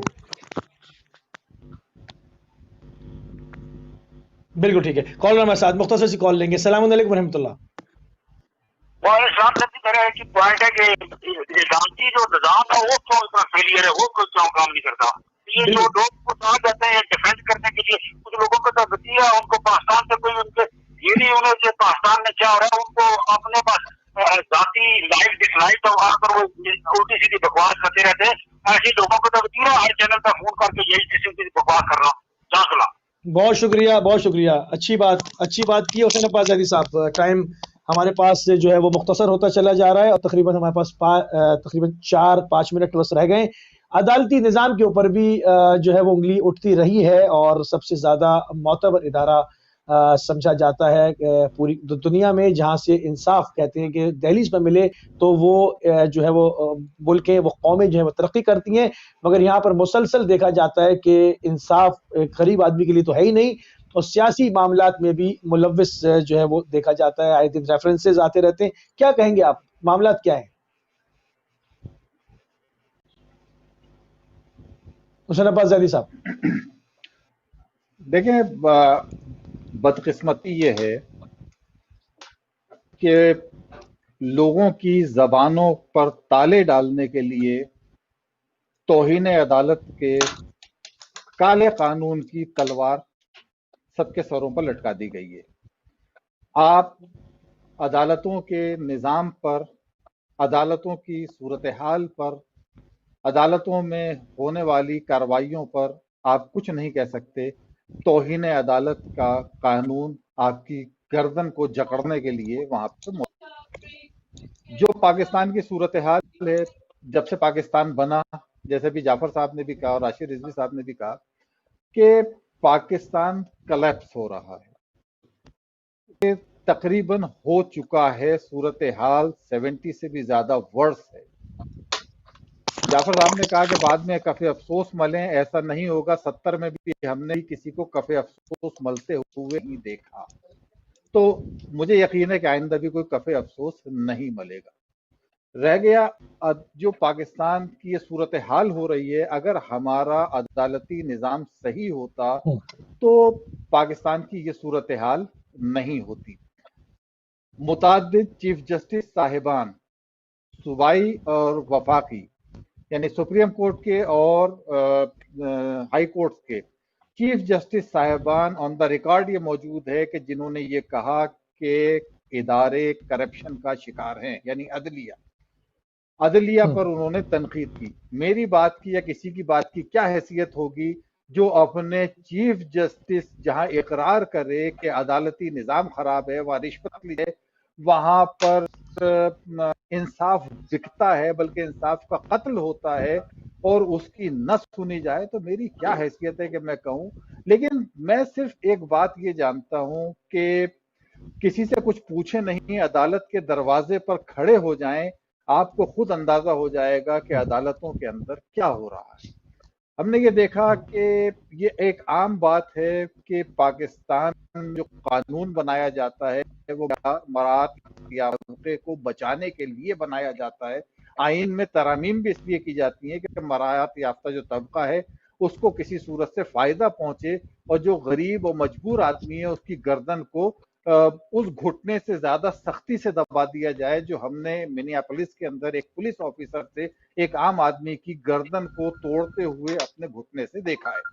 پاکستان میں یہ عدالتی نظام عوام کے ساتھ یہی کر رہا ہے. ہم نے یہ دیکھے جو بڑے مراعات یافتہ لوگ ہیں، جو عمرہ ایلیٹ کلاس ہے، بڑے بڑے جرائم کرتے ہیں، 20-20 سال مقدمے چلتے ہیں، 10 چیف جسٹس صدیق ہیں، وہ آزادانہ گھوم رہے ہوتے ہیں. سینکڑوں ایسے مقدمات ہیں جن کی یہاں پہ مثال دی جا سکتی ہے. موجودہ صورتحال میں بھی آپ اس کو دیکھ سکتے ہیں. ایک غریب آدمی کو تو عدالتیں کہتی ہیں اس کو گریبان سے پکڑ کے اور گھسیٹ کے عدالتوں میں لاؤ، اور دوسری طرف جو مراعات یافتہ طبقہ ہے اس کے آگے ہم نے دیکھا کہ عدالتیں گھٹنے ٹیکتی ہوئی یا ٹیکنے پہ مجبور ہو جاتی ہیں. کہا یہ جاتا ہے کہ جی قانون اندھا ہوتا ہے. قانون اندھا نہیں ہوتا، قانون کی آنکھیں ہوتی ہیں. نہ جج اندھا ہوتا ہے، نہ قانون اندھا ہوتا ہے. نہ قانون کو دوش دیا جائے، نہ نظام کو دوش دیا جائے. یہ ایکسیپٹ کیا جائے کہ ہم نے اس نظام کو تباہ کر دیا ہے، اور اس نظام سے جو انصاف لوگوں کو مہیا کیا جانا تھا وہ انصاف تو کیا ملتا ہے. یہاں پہ ہم نے دیکھا کہ لوگوں کے ساتھ الٹا ظلم ہوتا ہے. پاکستان کی عوام کے ساتھ ظلم ہوتا ہے، پاکستان کے اداروں کے ساتھ ظلم ہوتا ہے. آپ مجھے یہ بتائیے کہ یہ ایک جی فرمائیے. جی بہت شکریہ. آپ بات کر رہے ہیں عدالتوں کی. دیکھیں جو سچویشن ہے، ہم نے جو آج ہم جہاں آ گئے ہیں، اس ملک کے ادارے جہاں آ گئے ہیں، وہاں کوئی بھی اپنا کام نہیں کر رہا اور سب لوگ دوسروں کا کام کرنے کی کوشش کر رہے ہیں. ایک چیف جسٹس آتے ہیں، وہ یہ کہتے ہیں کہ میں ڈیم بنانا چاہتا ہوں. ایک کرکٹ بورڈ کے سربراہ آتے ہیں، وہ ہمیں ٹی وی پہ بیٹھ کے بتاتے ہیں کہ وارن کیسے لڑے. معذرت چاہتا ہوں، کال نہیں لے سکتا، بالکل میں اینڈ کر رہا ہوں. جی جی جی جعفر صاحب آپ بات کمپلیٹ کریں, جی میں کالر کو شامل نہیں کر سکتا. جی ہم نے دیکھا کہ ڈاکٹرز کلینک میں بندوق لے کے بیٹھے ہیں تاکہ کوئی احمدی, شیعہ, سنی, دیوبندی, بریلوی, عیسائی سمجھ کے انہیں مار نہ ڈالے. ڈاکٹر کے ہاتھ میں بندوق دکھائی دیتی ہے. رینجرز اور پولیس لوگوں کو انجیکشن لگاتی پھرتی ہے پاکستان میں. فوج لوگوں کو پولیو کا انجیکشن لگاتی پھرتی ہے. جج صاحب کا کام انصاف دینا ہے. 2 ملین سے زیادہ کیسز پینڈنگ ہیں صرف سپریم کورٹ کی سطح پر, اور ججز کی تعداد آپ ذرا دیکھ لیں. تا قیامت بھی اگر یہ بیٹھے رہیں تو مجھے نہیں لگتا کہ ان کے فیصلے ہو سکیں گے. جج صاحب کو اپنا کام کرنے کے بجائے ڈیم بنانے سے دلچسپی ہو جانے لگتی ہے. کرکٹ بورڈ کے سربراہ کو اپنا کام کرنے سے بجائے وارن ٹیرر پر ٹی وی پہ بیٹھ کے گفتگو کرنے سے دلچسپی ہو جاتی ہے. ڈاکٹر اپنا کام کرنے کے بجائے بندوق لے کے بیٹھا ہوا ہے. پولیس والا اپنا کام کرنے کے بجائے لوگوں کو پولیو کے انجیکشن لگاتا پھر رہا ہے. تو یہ جو پوری ریاست آپ کو آج سر کے بل کھڑی نظر آ رہی ہے, یہ انہی پالیسیز کا نتیجہ ہے جو ہمارے ارباب اختیار نے 70 برس میں روا رکھا ہے. اگر آپ کو آج ہم مدافعان حرم پہ بات کرنا شروع ہوئے تھے اور بات کہاں پہنچ گئی, یہ دیکھیے کہ صورتحال ایسی ہے کہ کس کس شعبے کو آپ روئیں گے بیٹھ کے. آج بالکل ٹھیک ہے. آپ مجھے بتائیں, فوج کے D G I S P R کے سربراہ ہمیں بتاتے رہے کہ سری لنکا کی ٹیم سے میچ لاہور میں ہونا چاہیے, اور کرکٹ بورڈ کے سربراہ وارن ٹیرر پہ ایکسپلینیشن دے رہے ہوتے ہیں ٹی وی پہ بیٹھ کے. بالکل ٹھیک ہے جعفر صاحب, بالکل ٹھیک ہے. ہاں کس چیز پہ روئیں, کس چیز پہ روئیں؟ حسین عباس زیدی صاحب صرف 1 منٹ رہ گیا میرے پاس, ختم کر رہا ہوں, آپ اپنی بات کمپلیٹ کر دیں, پروگرام کو وائنڈ اپ کر رہا ہوں. بہت شکریہ حسین بھائی آپ کا. حسین عباس زیدی صاحب. جی جناب 1 منٹ رہ گیا میرے پاس, آپ اپنی بات مکمل کیجیے. ایک جملہ اور میں یہ کہوں گا کہ دیکھیے عدالتوں میں تو تماشا خود عدالتیں بنی ہیں. ایک جج سے جس کے اوپر الزامات ہیں کہ تمہارے بچوں نے یہ جائیدادیں کہاں سے لیں, کئی مہینوں سے یہ کیس عدالتوں میں چل رہا ہے, وہ ایک سمپل یہ جواب دینے کے بجائے کہ یہ پیسہ کہاں سے آیا اور یہ کہاں سے لی گئی جائیدادیں, ٹیکنیکلی اتنے ٹیکنالٹی کے اوپر اتنے سوالات کیے جا رہے ہیں کہ جب ملزم ایک جج ہو اور پوچھنے والا بھی جج ہو اور وہاں پر ٹیکنالٹیز پہ بات کی جائے اور اصل جو مسئلہ ہے اس پہ بات نہ کی جائے, تو یہ عوام کو کیا میسج دیا جا رہا ہے کہ عدالتوں میں بڑے بڑے وکیلوں کو کھڑا کر کے ٹیکنالٹیز کے اوپر بات کر کے اس معاملات کو دفن کر دیا جائے. یہ میسج دیا جا رہا ہے. بھائی تم ایک جج ہو, ایک سپریم کورٹ کے جج ہو, تم پر ایک الزام ہے یہ تمہاری جائیدادیں کہاں سے آئیں, تم سیدھا بتا دو کہ یہ پیسہ ہے یہاں سے جائیداد ہے. بالکل ٹھیک ہے, بہت شکریہ. ٹیکنیکلٹی کے اوپر جانا کہ یہ سوال کیسے, یہ ایسے, تو آپ یہ کیا میسج دے رہے ہیں؟ آپ یہ خود میسج دے رہے ہیں کہ عدالتیں مذاق ہیں. بس یہ بالکل ٹھیک ہے, بہت شکر گزار. اس پہ بات اس پر ہو بھی نہیں سکتی. انشاءاللہ آنے والے دنوں میں اور مزید جو ہے پاکستان کی مجموعی جو صورتحال ہے اس کو بھی اپڈیٹ کریں گے, اور جو مسلم دنیا کے اندر تیزی کے ساتھ تبدیل ہوتی ہوئی صورتحال ہے اس کو بھی جب اپڈیٹ کیا جاتا رہے گا. ہم اپنے تینوں مہمان گرامی کے انتہائی مشکور اور ممنون ہیں. آپ ہمیشہ اہل بیت ٹی وی کو اپنا قیمتی ٹائم دیتے ہیں. جناب سید حسین عباس زیدی آپ ہمارے ساتھ شامل تھے شکاگو امریکہ سے. جناب ایڈوکیٹ سید راشد رضوی صاحب آپ ہمارے ساتھ شامل تھے کراچی پاکستان سے. جناب جرنلسٹ سید جعفر رضوی صاحب آپ ہمارے